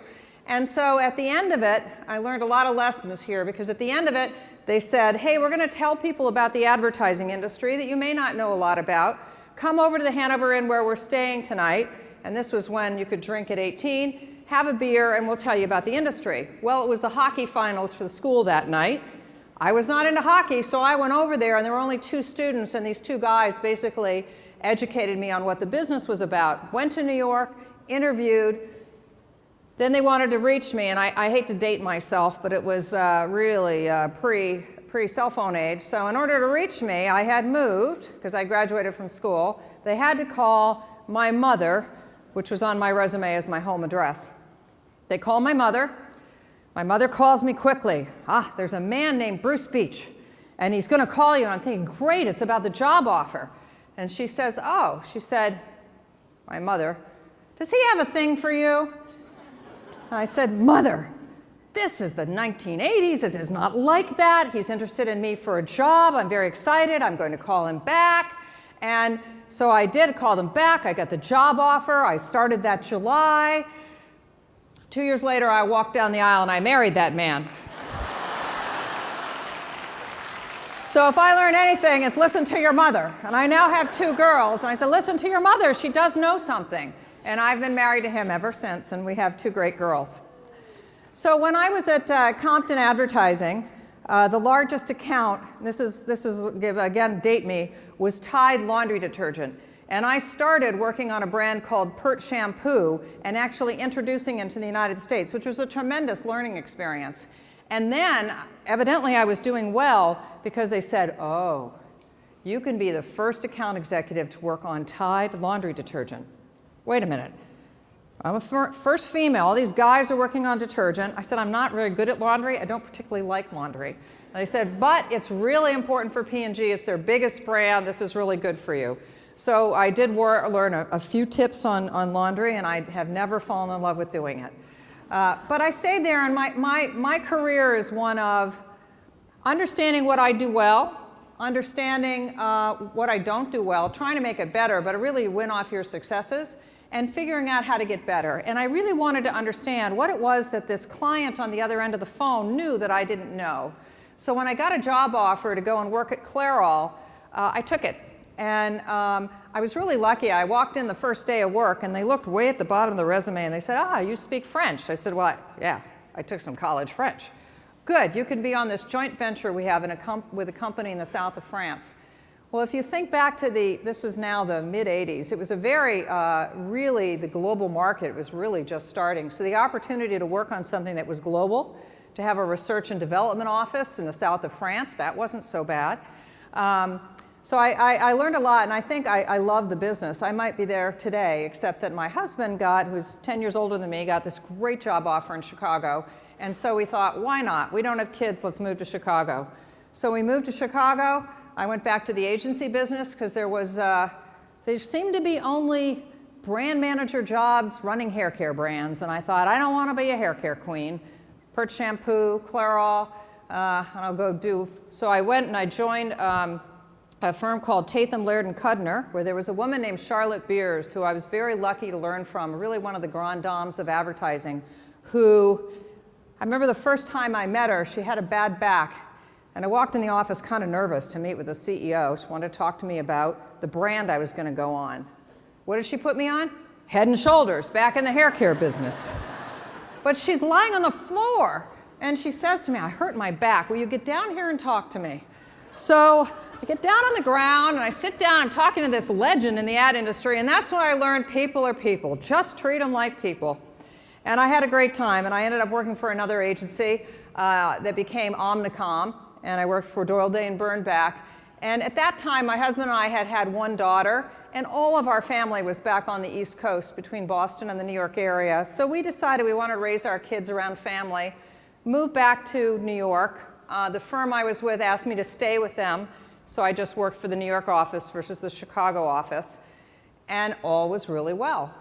And one of my accounts was an account called Frito-Lay. And this is just the power, right, of connections in your business. You never know who you're going to meet. You never know whether it's going to open up a deal, open up a new job opportunity for you. But in this case, I'm just having a good time. I'm working on Frito-Lay, and I'm one of people running the account management department. And I get a call to go to another advertising agency named, it's now Publicis, part of Publicis. But I went to run it because they never had a woman run the office before. It was in real trouble. And I've always learned in my career that when things are tough, when you have a tough deal, when you have a tough customer, actually you learn more working and figuring out how to work with that customer than you do when everything is easy. So I learned a tremendous amount. And what I learned is, don't try to solve everything. You know, you get people to follow you and you get people to feel good if you do one or two things really well. So I've really learned the power of just focusing on a few things. And I did. I said, look, the talent in the agency is leaving. An agency is really only as good as its talent because it creates creative product, and it's creative people that make that product.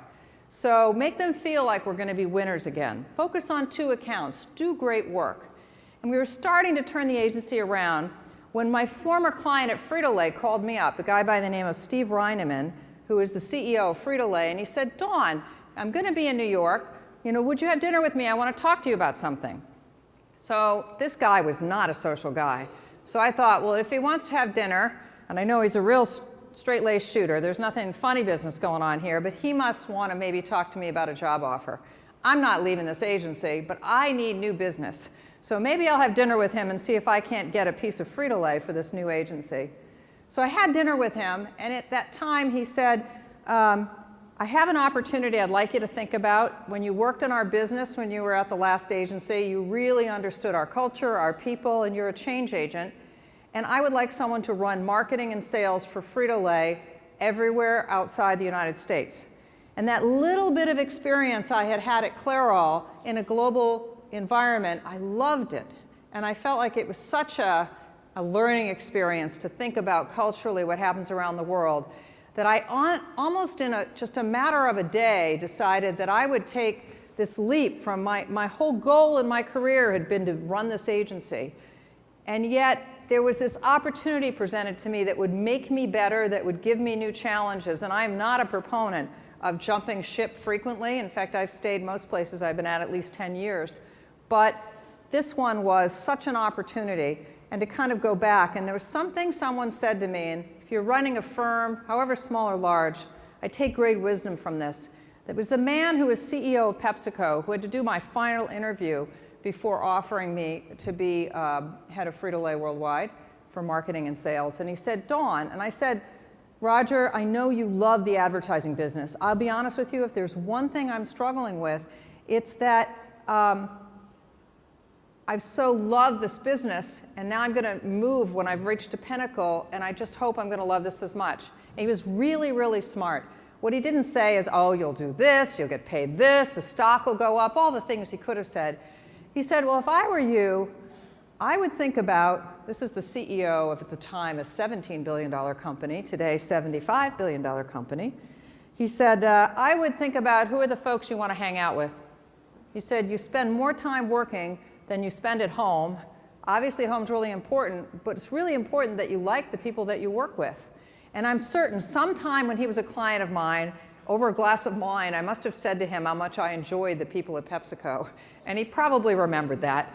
But at the time, I thought it was great wisdom. And I ended up making the decision to go to PepsiCo, which maybe for me in my career was the single most formative thing for my career, because I love the people. And it made the work, and I learned so much from who I work with. So it's something I always advise people asking me for advice in careers, is just really think about the culture you're joining. Because as much as the opportunity presents it on paper, if the people and the culture aren't right, I don't think you'll be happy long term. But I made that move, and I was so happy. And I was back with my gang, working in the international snacking business. And they probably wouldn't have hired me if they didn't think it'd be good to have some bench. So within a year, I was in the marketing department of Pepsi. I was head of marketing for Pepsi. Then I became president. Then I became CEO. And I did that. I was at PepsiCo for 11 years. And I left because the industry had gone from a growth industry to where I was spending a really large chunk of my time in Washington trying to protect the industry from taxation, from being blamed for obesity. And while I learned a tremendous amount, I'm a grower of things. I'm not so much a manager of decline. But that always, when you shut one door, another one opens up. And I'm here today from the NFL. Let me tell you why. So when I was head of marketing for Pepsi, one of the things I believed in, which I think is your business too, is experience. It's getting people to connect with your company or your group on the basis of, you talk about where you live, that is a life experience. And you want to do that with people that you know and you like. So I'm thinking about the Pepsi brand, and I'm thinking about the power of connecting the joyfulness, the youthfulness that our brand stood for with sports, which are competitive and also youthful and fun and feisty. And we had relationships with Major League Soccer, Major League Baseball, the NCAA, hockey, soccer. Missing was basketball and football. And the way it worked in the beverage industry, and it works in the beverage industry today this way, is you have the two Goliaths, Coke and Pepsi, and then you have Cadbury Schweppes, whose products ride on both Coke trucks and Pepsi trucks and some of their own trucks. So they tend to not want to piss off either company and ride along. So when a deal is done, Pepsi or Coke will do the deal and Cadbury will go along for the ride. So if you've got a restaurant or you've got a league and the business licensing deal or the contract to pour Pepsi is up, you're going to get the other guy to the table because they're going to pay more. Part of these contracts are access to consumers and being able to pour your beverages and get them to try your new beverages, so people compete for the right to do it. So when the National Football League contract came up, you would have thought, all the people in our office, particularly the guys, were like salivating over this opportunity to work with the NFL. But in fact, they had decided that this was one of these jump balls where the only role Pepsi had was to drive the Coke price up. So I went in with a junior guy who ran sports marketing for me, and we thought about the entertainment history of Pepsi and its connection with music and with celebrities and with a esprit de corps and what that could do for football. And we put a pitch together that said, we think you can make more about your halftime show. We think you can do more about making the kickoff of the season a big event and add experience to the ways that you market, not just do charity tie-ins, which are great, but do more than that. And I guess we hit a nerve because, incredibly, 2.5 weeks later, I'm getting a call from the head of sponsorship, whose name is Roger Goodell, saying to me, we're going to give you the business. And I go into the CEO of the company, which at that time was then my mentor, Steve Reineman, and he said, Dawn, Coke is going to bring 5 tractor trailers of cash up. You've got to sign the deal. We've got to announce it to the press right now. I call up Roger. I said, we got to do this. Roger said, no, we're not going to do that. He said, I'm going to personally fly down to Coke. We have been a partner of theirs for a long time. I want to do this right. And you have my personal promise that we're going to do the deal with Pepsi. But we're going to do it in a day and a half. We're not going to do it now. So I went to my bosses, and they said, oh, we've seen this story before. Okay. I said, you have to trust me. It's relationship-based. This is a relationship of trust if it's going to work, or it's not. So we held our breath, trusted. 2 days later, we announced the relationship, and today, Pepsi is the single biggest sponsor of the NFL. So it might not surprise you when years later, Roger Goodell is now the commissioner of the NFL. He wants to breathe some new thinking into the NFL. Frankly, the senior team is all men, always has been. So there's 12 men who sit around the table, and while that's great, he just wanted to have a different female perspective. Women are the fastest growing part of the NFL fan base. But he also wanted somebody who came from an outside industry experience, because he felt that, and I don't know if this is true in your industry, but in sports, once people go to sports, it's such a passion point for them, they just stay in sports their whole life. And what that can do sometimes is make you a little myopic and not see maybe some of the trends and what's going on. So he wanted to mix it up and bring somebody who had been a sponsor, a very different perspective on the NFL. So I joined the NFL about 2.5 years ago. It's been a phenomenal, fun experience. I find that some of the people that I enjoy the most that you wouldn't expect, who's marketing going to hang out with? Well, marketing hangs out with football operations. You see the connection. Nah. It's just that my job is to celebrate the game and the players that play the game, and their job is actually to control what happens on the field and communication with the players, and we have more in common than you would think. So it's been terrific. But I want to really talk to you a little bit about my housing. So in Chicago, we buy an old house and we renovate it. That was great experience. Moved to the suburbs, moved to New York, always buying houses, always spending more than we thought we were going to, always having a lot of maintenance. And our kids are now out of school. And I think, and you guys would know way better than me, but I've certainly felt a very big psychological shift since 2008. When people no longer viewed the house as necessarily a great investment. In fact, I was told you stretch, you try to buy as much house as you can because it will appreciate, and that's good for your retirement. To now people are saying, well, God, your house could lose value, the taxes are extreme, it's a lot of headache. No matter, even if I make a really good salary, I might buy a lesser house, just enough house that I need for my family so I can have experiences, I can go on trips.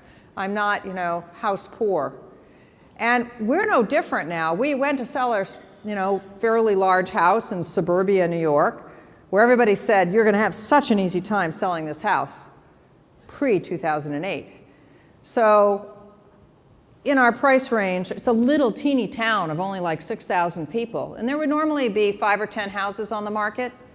Well, there's 50 on that market right now, and it averagely takes about 4 or 5 years to sell. And we were really lucky. It's only taken us 1.5 years. But that's lucky for us. I think it has to do with the marketing and timing and, who knows. I will tell you, why did our house sell? It sold because we have a pool. Everybody says pools don't sell houses. People buy houses. They have young kids. They don't want a pool. Everybody's not the same. People that are buying our house want a pool. And so that was the key feature that sold them, and thank goodness. Hopefully we are moving and closing. So we begin our journey, my husband and myself, as renters. Renters with a dog and a cat right away. Narrows where you can look.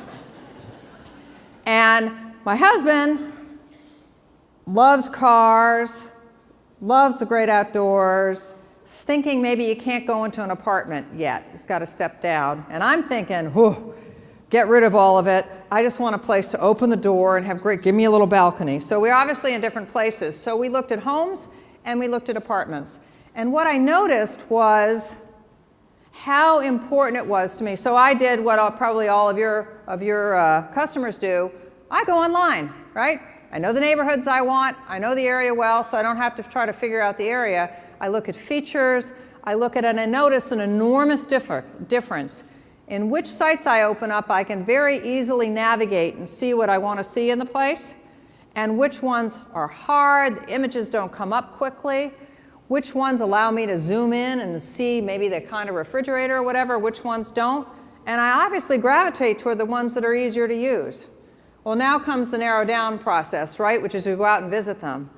And I think no matter how great technology is, no matter how much you personalize it, which we'll talk about how important that personalization is, it is a human one-on-one sale. And I think that I'm okay on ordering pots and pans on the internet, and I'll get them and I can ship them back. Well, I can't ship back the rental, and I've definitely got to go visit it. And I noticed that one of the people, I mean, they started by asking us, well, what's your lifestyle? What do you like to do? They find out my husband likes to barbecue. Can we show you the central barbecue area first? So they sort of understood us and took us on a tour, showed us where the mail was, and eventually you get to the apartment. Next place we go to, oh, here, it's up on the 4th floor. We'll show you where it is. I'm totally thinking, even though that was only one person, that first experience was going to be a much nicer place to live than the second. That may or may not be true, but I evaluated it based on the one-on-one experience. And so I reminded myself in my own job today how important connecting, even if you have 187 million fans, how much they're not alike, and you try to connect one-on-one. So I spent, in my career, I've been lucky enough to serve on a number of corporate boards. And one of the boards I serve on served on is Lowe's Home Improvement Stores.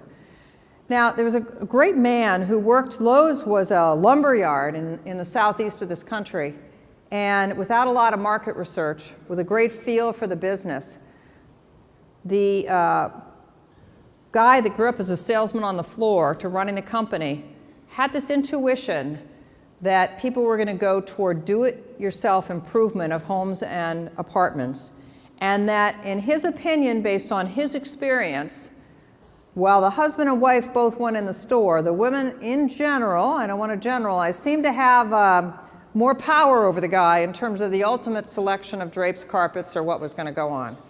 Not the case in my household. I keep telling my husband, you're not like the rest, come on. But what he did is had an insight, and he thought, now Home Depot was built serving the trade. They were made to be sawdust and really appeal to the guys that would come in and pick up things they needed to go in and do it for somebody else in their home or their apartment. So there was a real rough quality to Home Depot, and there was a real like workers sort of feel to it.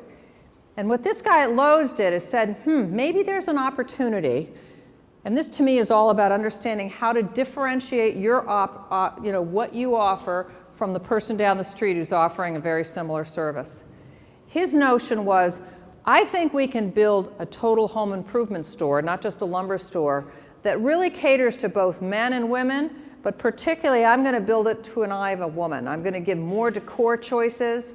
I'm going to give wider aisles. I'm not going to stack the merchandise so high that people fear it falls on them. And in fact, at the time, Home Depot had a number of lawsuits from things falling very high up. And I'm going to make it light and bright, and I'm actually going to build a slightly bigger store to accomplish that. Well, they've built, a $30+ billion business off of that insight, and today, to this day, even as they go and they try to appeal to the trade who does home improvement for people, because the millennial generation grows up not knowing as much about how to fix their own stuff. They're still thinking about how they still make the shopping experience different. And that goes to online. How do they take the experience they have when they walk into that store, when they walk into that apartment building, and how do they make sure that when it goes online, because what people are doing today in home improvement, about 20% of them are buying online, even things like refrigerators. But most of them are doing their research online, and then they're coming into the store. And those are not two different relationships. They're one, and they evaluate the brand online into the in-store. And so they had to re-engineer their whole digital platform to make sure that it was connected to what they experienced when they walked in the floor. And they learned how important it was to capture people's preferences and what they liked and maybe what they'd done before. If you have, how many of you have databases? Not too many. Opportunity, because referrals are huge and testimonials from former tenants obviously are huge, but Lowe really uses that and reaches out to people who may not have shopped with them recently, knows what, they created something great called My Lowe's. Now, any of you have My Lowe's? What My Lowe's does is seek to offer a service where if you forget the paint color you bought for the dining room, or you forgot the filter number on what you had to buy for your air handler, they register everything you buy with them, and you can go in, and they'll just know when you go in, I need another one of these, and they'll give it to you. But the brilliance was they were capturing all of your data, and they were able, therefore, to email and market out to you. And what they've learned is the importance of personalization and customization and having the right message and the right offering for the right people. And I think, again, you know, if you got to have a pool, 9 chances out of 10 you might not rent the property in the building that doesn't have the pool. Not a good use of your time and energy. You know, orient it toward the person that maybe doesn't want the pool or whatever the features are. I think it's really important not to try to be everything to all people. So I wanted to change gears here a little bit, and I wanted to talk to you about the NFL. Now, how many of you are NFL fans? Be honest. Raise a hand. All right. You're about like the country, sorry, and you know, you're really different, but 7 out of 10 people in the United States are fans of football.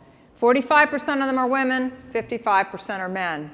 And you might say, what does football, I love football, but what does it have to do with the rental business or the apartment business or the house business? And what I'll tell you it has a lot to do with is that we are in very emotional categories where people are making life decisions of how they spend a key chunk of their time. And they are looking at it as a life experience, not a transactional one. And so we make a big mistake at the NFL if we think that we're just transacting with fans when in fact selling them tickets or selling them a shirt. When in fact what we have to do is share their passion for their teams, give them inside information and knowledge they don't get anywhere else.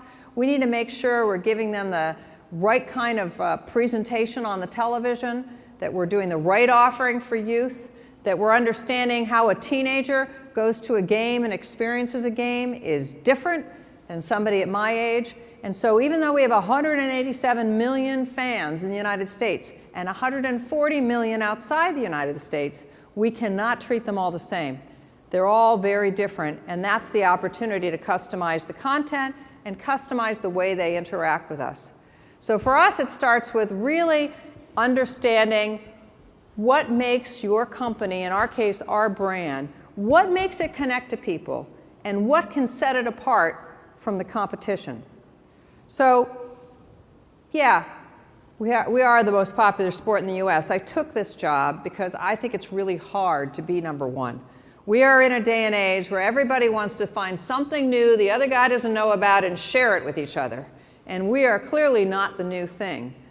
So we've got to keep, inviting people to have connections with us. We have, more social interactions we've ever had. And our Super Bowl this year set a record. Now, I want you to pity me for a minute. My job was to throw the Super Bowl, to do everything that keeps it safe, that keeps the experience outside the Super Bowl great, to make sure fans that don't most get a chance to go can interact with it, to put on a great game, and then obviously to have all kinds of things around it. But in the end, I knew, even though I thought we'd done this great job with Houston, it's the third quarter, and we are, the Patriots are really losing badly. I have a bunch of people from Atlanta in my suite. They are cheering like crazy. In fact, there was a hip-hop artist in the suite. He's showing me the picture of when he sat on Santa's lap when he was 5. And Santa said, "What do you want for Christmas?" He said, "I want the Falcons to win a Super Bowl." So Usher is saying, "This is the year, this is the year." And I'm thinking to myself, oh, ratings are going to be terrible. This is a one-sided game. All right, I would love the Falcons to win because they haven't won a Super Bowl before. Patriots have won a lot, fair and equal world, but let's have a better game. And then all of a sudden, wow. And then, you know, Tom Brady comes alive and Patriots go crazy, and we have our first ever overtime Super Bowl. Well, I now have to lap that this year, right? We have more people watching than ever before. So one of the things we do as great marketers is really understand how do our fans connect with the game, and how do we make sure that we keep the focus on the game and not all the other things that they love to talk about, whether it's the commissioner, or whether it's concussions, whether it's domestic violence, all these things we have to deal with. But fans don't like it if that distracts them from the heart and soul of the game and the gladiator men that play the game. So what do the fans tell us? Focus on the game. Focus on the players. Young people increasingly follow players and really like, whether they're playing fantasy or they're not playing fantasy, they really want to understand where the person came from, how they train, you know, what position they used to play, what position they play now, what do they do off the field. A huge opportunity to connect with youth toward giving our players a little bit more visibility, and they are well behind the NBA in terms of their social handles and talking to people because they wear helmets and they're part of a big team and they're just not as well known, but that's changing. The fan.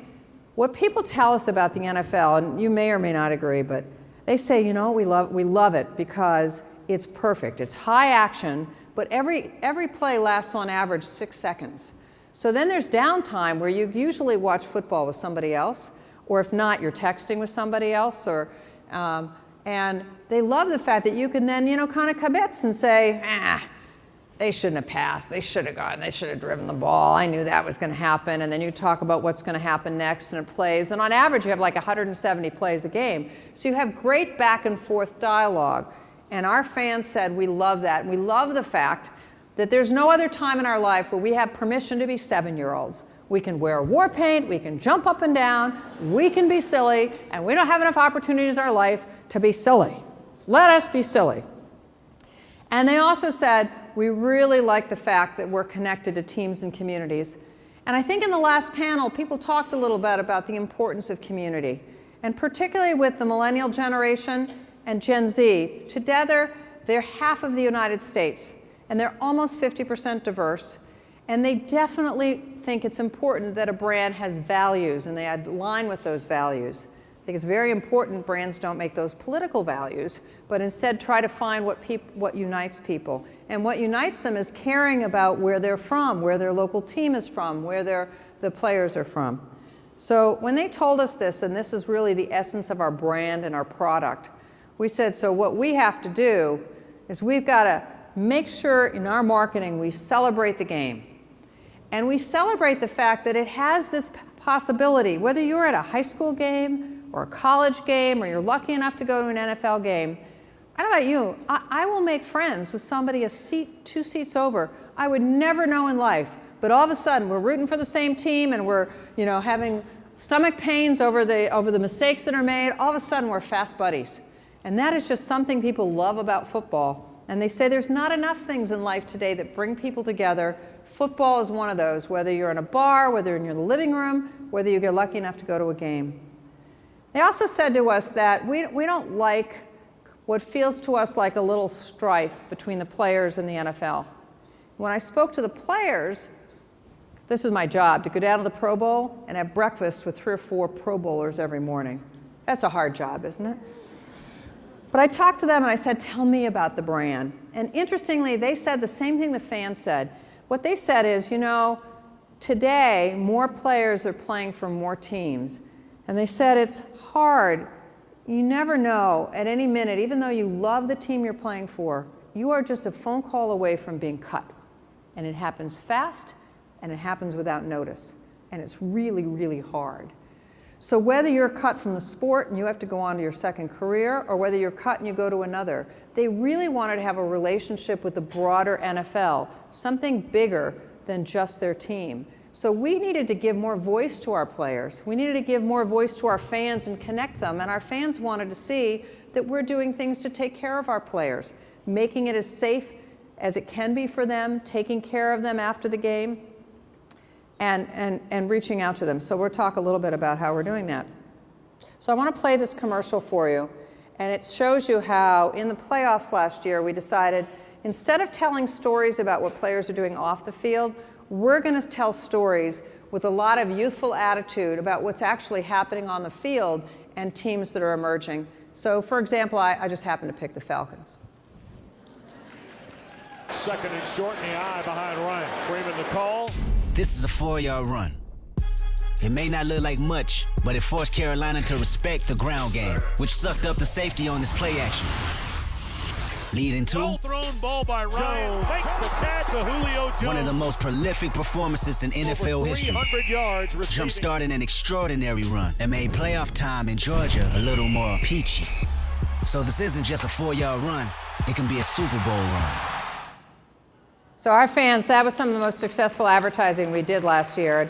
We used the voiceover as a gentleman named Kendrick Lamar, who's a musician, and we were the first time he'd ever done a voiceover.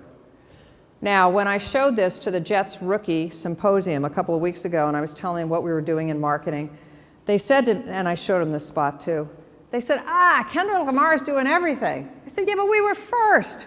And then the NBA used him as the voiceover for the playoffs. So there you are. Always have to keep a step ahead of your competition. The second spot I want to show you is a spot that we're trying to think about what to do about this natural ability to unite people and bring people together. And we certainly felt that the country, in this deep sort of political divide, where all the polls tell you that Democrats and Republicans want to get some stuff done and come together, and yet we seem to be more polarized than ever. And the NFL has got a lot of Republican fans, it's got a lot of Democratic fans, and it's got a lot of independents, and we can't like side anywhere. We just have to find that which unites. And we thought maybe the country would like to have us reinforce what is so great about football, which is whether you're a team on the field. I mean, a football team does not win through stars alone. It only wins because the rest of the team allows those stars to perform, to throw the long pass, to catch. Receiver can't catch the ball if he's tackled down on the ground. So it is the ultimate team sport. It is the ultimate respect, coming together regardless of what your differences are.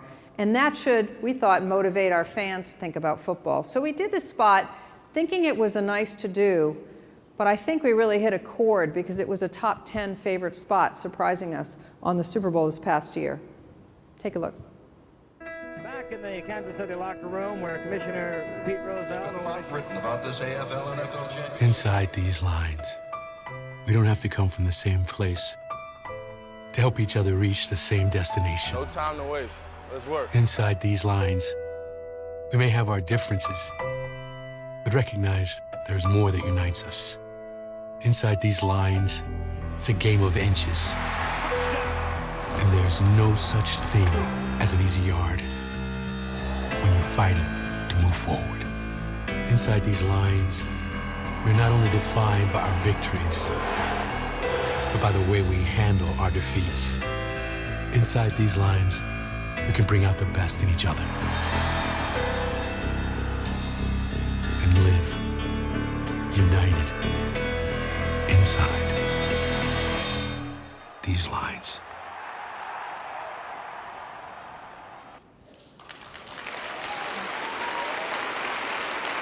Thank you. That was the voice of Forrest Whitaker, who so believed in the message, he did the voiceover for free. Something about the NFL is kind of nice. We always get celebrities to do things they probably wouldn't do for most brands. But anyway, that hit a chord, and I'm trying to figure out now how we're going to play that attitude forward, because it's so endemic to football, and our fans call it like a campfire. It's the great gathering point on a Sunday to come together and watch the game.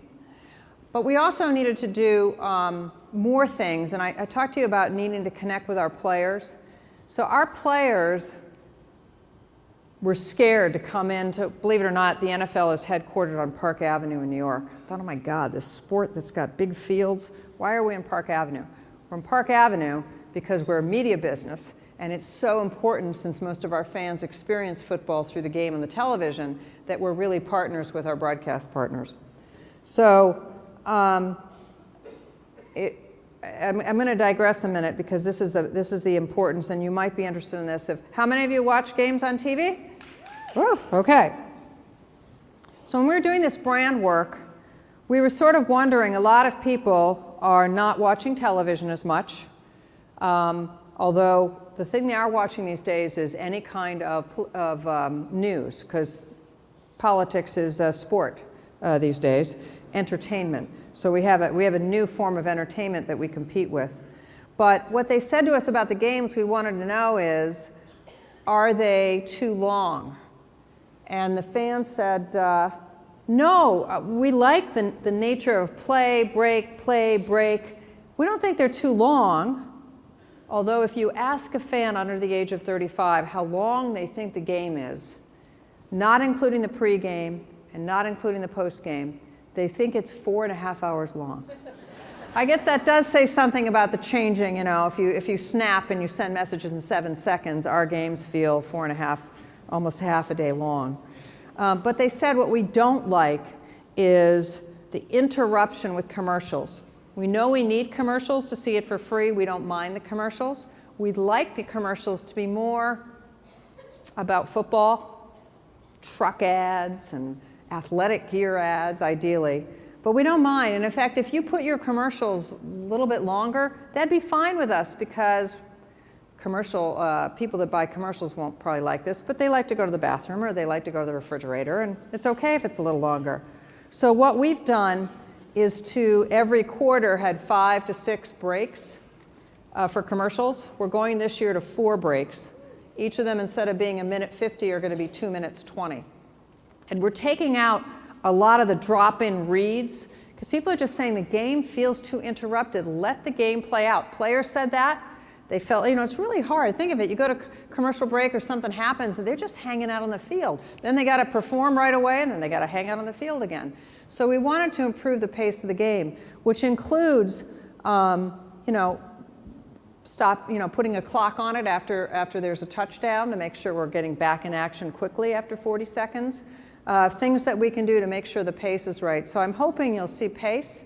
Our fans also told us that Thursday night football felt more commercial than Sunday and Monday. So I'm thinking, well, why is that? And with the commissioner, he said, because we have more drop-ins on Thursday, Dawn. Of course it is more commercial. I just show you, our fans are smart, consumers are smart, people that shop all your different services, they're smart.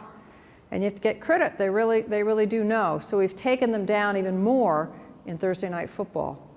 The other thing they said to us is the emotion around the sport. These people, we like to see the big plays, and we like the players to be able to emote and show us their excitement that they just made that sack or they just made the touchdown. But and then I talked to the players, and they said, well, and then I talked to some of the announcers, we'd like to see more celebration. I said, well, why aren't we allowing more celebration?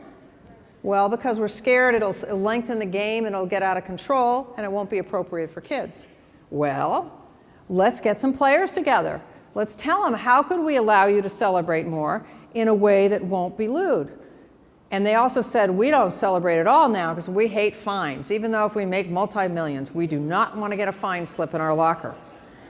So we work with them and engineered a case where you can do some group celebrations this year, and you can do something with the football, and you can show your emotion. You still can't be lewd, and you can't exceed the time limit, or it'll stop the game too much. But all of a sudden, it's a great partnership with the players that do something that I think the fans really want, which is a little more emotion in the game.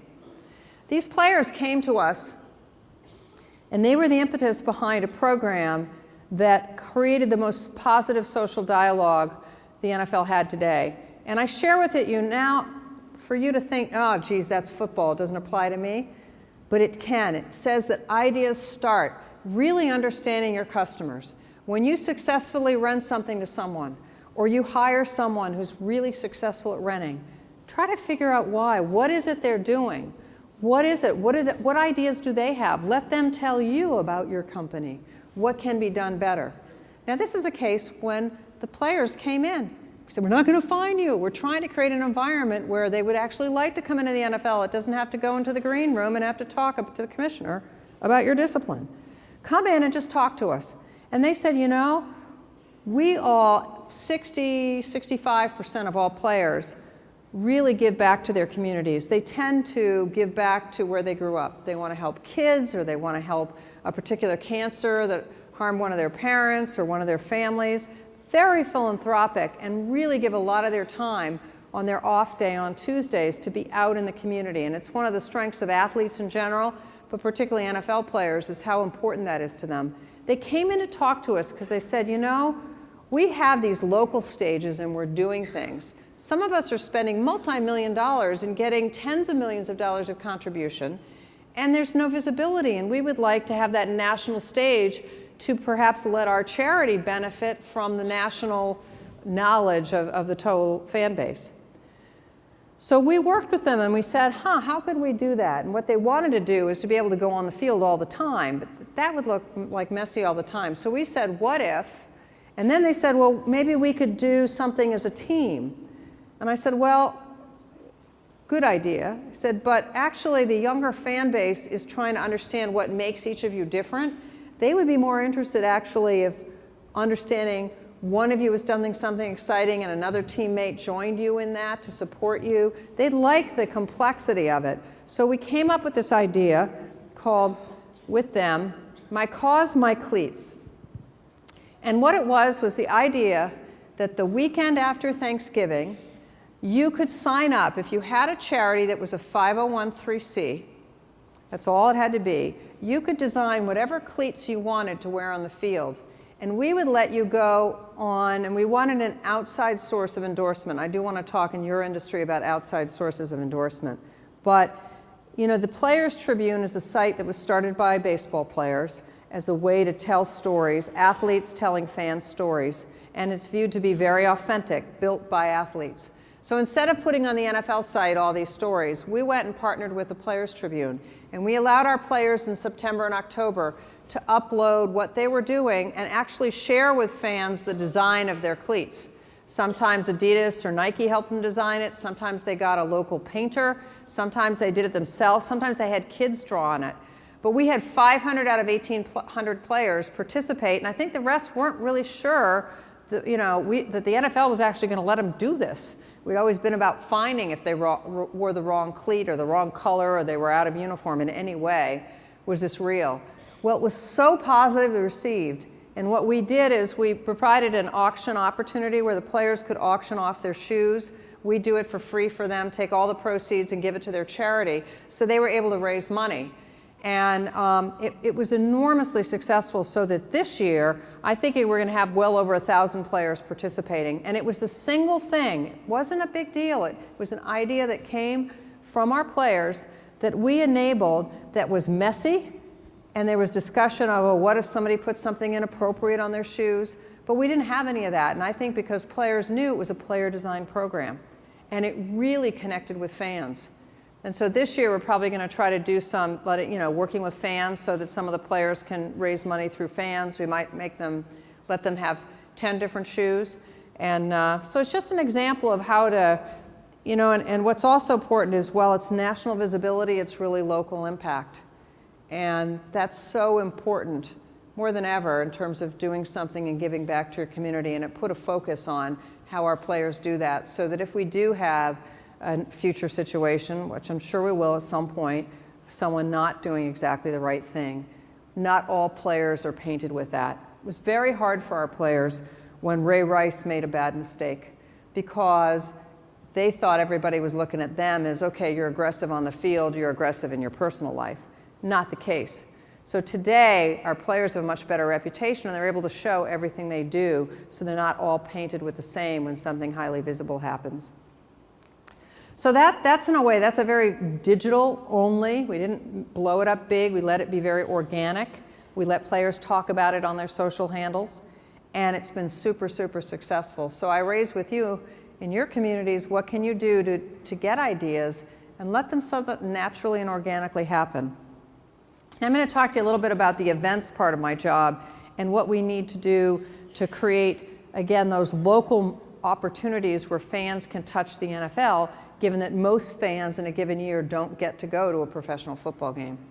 So an interesting thing happened 3.5 years ago. Can you imagine this? The commissioner gets a call from Radio City Music Hall, where we used to do the production and televising of our annual draft. And the music hall said, we've got a new show we're going to be doing this year, and we're really sorry, but you can't do your draft the end of April. You'll need to do it in the middle of June. Well, sorry, it doesn't work that way. We can't let our draft go that far. So the commissioner said, well, great, this is a time to reinvent the draft, and let's think about it through a fan lens.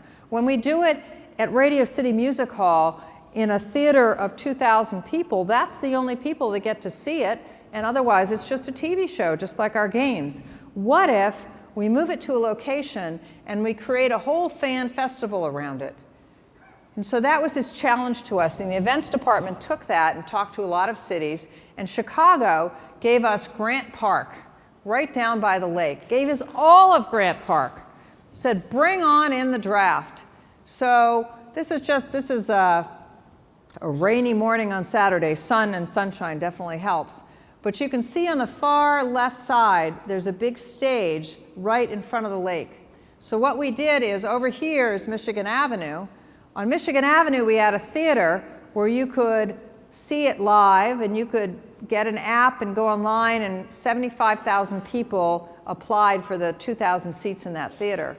But then we created an outdoor theater where another 2,000 people could, but even if you couldn't get a seat in there, and we on the app told you if somebody left their seat, oh, you can go in. So we were able to get about 15,000 people actually sitting in one of those two theaters, because it's a bit like watching paint dry, so you don't really want to sit in a theater for 4 hours of a draft. But you go in, see what's going on, and then you walk around and you can intermingle with teams. There was a tent for every team. But fans loved it. They felt finally the NFL has given us something free. We can rub shoulders with teams. We had a lot of players there. We were doing remotes on campuses, and it was a great success. So we did it there a second year. And then we said, we got to move it around. And we wanted to pick another market where there were a lot of football teams in the area that could drive in so that we could touch as many fans as possible. And so we did that in Philadelphia. And the great thing about Philadelphia is they have this great mall, Franklin Benjamin Park Mall. Any of you from Philadelphia? Woo! Philadelphia, phenomenal fans. A fact for you. The fans in Philadelphia consumed more beer in the first night than the fans in Chicago all 3 days. Very fun fans. They really had a good time. But there wasn't a theater right adjacent to this park, so we thought, oh, we're going to have to build, all we can do is an outdoor theater. So we built an outdoor theater, and it was a beautiful, how do you pick this, but 85-degree night. Everyone showed up. We had 100,000 people in the park that night. And I would say 70,000 could feel like they were part of it, because if you weren't in that room, these big jumbotrons had it on, and you felt like you were part of the atmosphere. People got more goodwill and feeling about that for us. Which brings me to my new project that I'll briefly share with you. It'll be shameless if you're coming to New York. You're going to have a new attraction you may want to see. But it is NFL Experience. So what is this? This is the corner of 48th Street and 7th Avenue. If you're in New York City and you try to buy theater tickets last minute, you go to some place that's red, TKTS, and you get last minute theater tickets. And it's the heart and soul of Times Square. And that is the single busiest place in Manhattan, and there are 20% international tourists. So we thought, what if we put an experience where you could really get into the world of football right in the center of downtown and let people understand what our brand is about. I'm sharing this with you because it's fun and it's big and it's the NFL, but to challenge you about what kind of mini experiences could you create in your communities to show a little bit more about the buildings you manage or the new places you're building, or give people a feel about not only physically what it is, but the culture of what that place has to offer from a lifestyle standpoint. So this is going to be, the heart of it is a theater with seats that shake and roar, with temperature that goes from cold to warm or warm to cold, where it can snow, it can rain, with 17 screens, and you're going to feel like you're going to get a whole season and feel what it's like to be a player. When that player gets hit, you're going to feel your seat shake. And you're going to go, I know. It's going to be something. And you go up to the 4th floor and you enter the theater and you enter as a fan. And then when you come out, you exit as a player. And you go out into the experience. And what do fans want? Well, like me, I never played football. I want to know kind of what it's like to play football.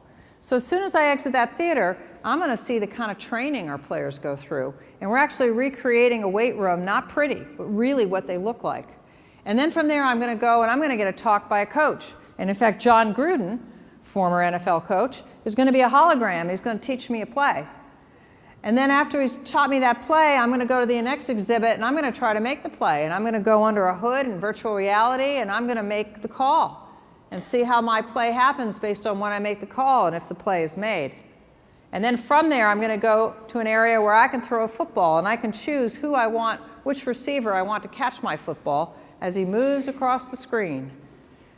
And then after that, I'm going to exit, hopefully as a champion. I'm going to go down and I'm going to feel what it's like to be on the field of a Super Bowl with the confetti on the floor and the confetti on there, and through the magic of technology as I walk down the stairs into that arena of the Super Bowl, they're going to take my picture and transpose it on the side amongst the players. So I'm going to feel like I'm a player at the Super Bowl. And then I can go and get Gatorade dumped on me if I want, virtually, not for real. And I can get some food. But it's from a fan engagement, a fan development standpoint, if you're an avid fan on the top floor, you can learn more about your team than you ever knew through the benefits of technology, screens, and we're going to have a lot of memorabilia donated by the teams. And if you don't know about the sport, you're going to get in and you're going to learn something about it. So it's about providing experiences. And I go back to what people told me about how hard it was to sell my house. People want experiences. They want to think that their life is going to be maybe more exciting than what their life is. They want to think that if they rent that apartment, they're going to be part of a community, or they're going to be in an area that's a community, and it's a big, big decision for them. So to just make that decision on rational terms and not customize them for it, help them understand what the culture is, help target the right information to the right people. To me, that's what your jobs are about, and that's the exciting thing about your jobs, because it is such a personal, emotional, and what a great time to be in the renting business when nobody wants to own homes anymore. Well, a few people do, but it's certainly a renter's market right now. So I'm going to end my talk on the fact that, and I think this is probably true in your world, it's a fairly pressured, kind of tense decision. Sometimes if it's with a couple making a decision and they don't agree, which would be my case in my family, to make, but you got to have fun in life, right? You have to have a little levity. So I'm going to share with you 2 commercials. The first one aired a Super Bowl and a half ago. Last one aired in this Super Bowl. And it was quite risque for the NFL at the time, because we had proof that when your team wins the Super Bowl, people celebrate in many, many different ways. But it is known that 9 months after a Super Bowl, the host city sees an increase in births. Not dissimilar to World War II. So we went out and found Super Bowl babies. And people so loved it and loved the spirit of it that we thought, well, Super Bowl babies can't be one and done. So I'm not telling you for sure, but you're probably going to see this concept continue. And I'll just show you these 2 spots.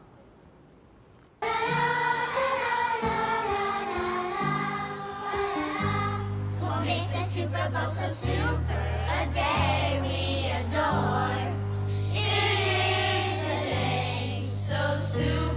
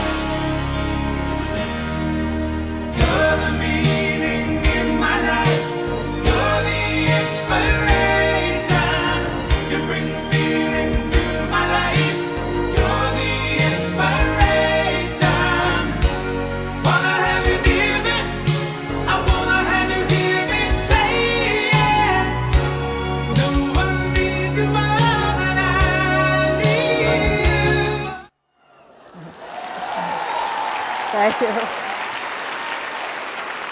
So, inside story on that last commercial. We had to find a Belichick baby that would scowl. They had bad dispositions. We needed 3 of them. It's actually 2 different babies in that to be able to pull off the Belichick shoot. But anyway, it's really been a pleasure. I hope you have a great conference, and I love your industry. Thank you.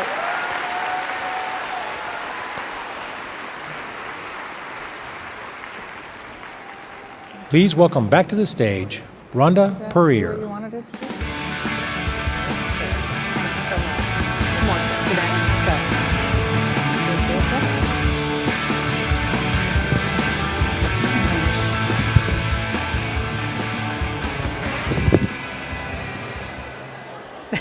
Thank you, Paul. All right, well, thank you everyone for coming. Hope you enjoyed this afternoon's living room learning. We want to thank Dawn for a great show. Let's give her another round of applause.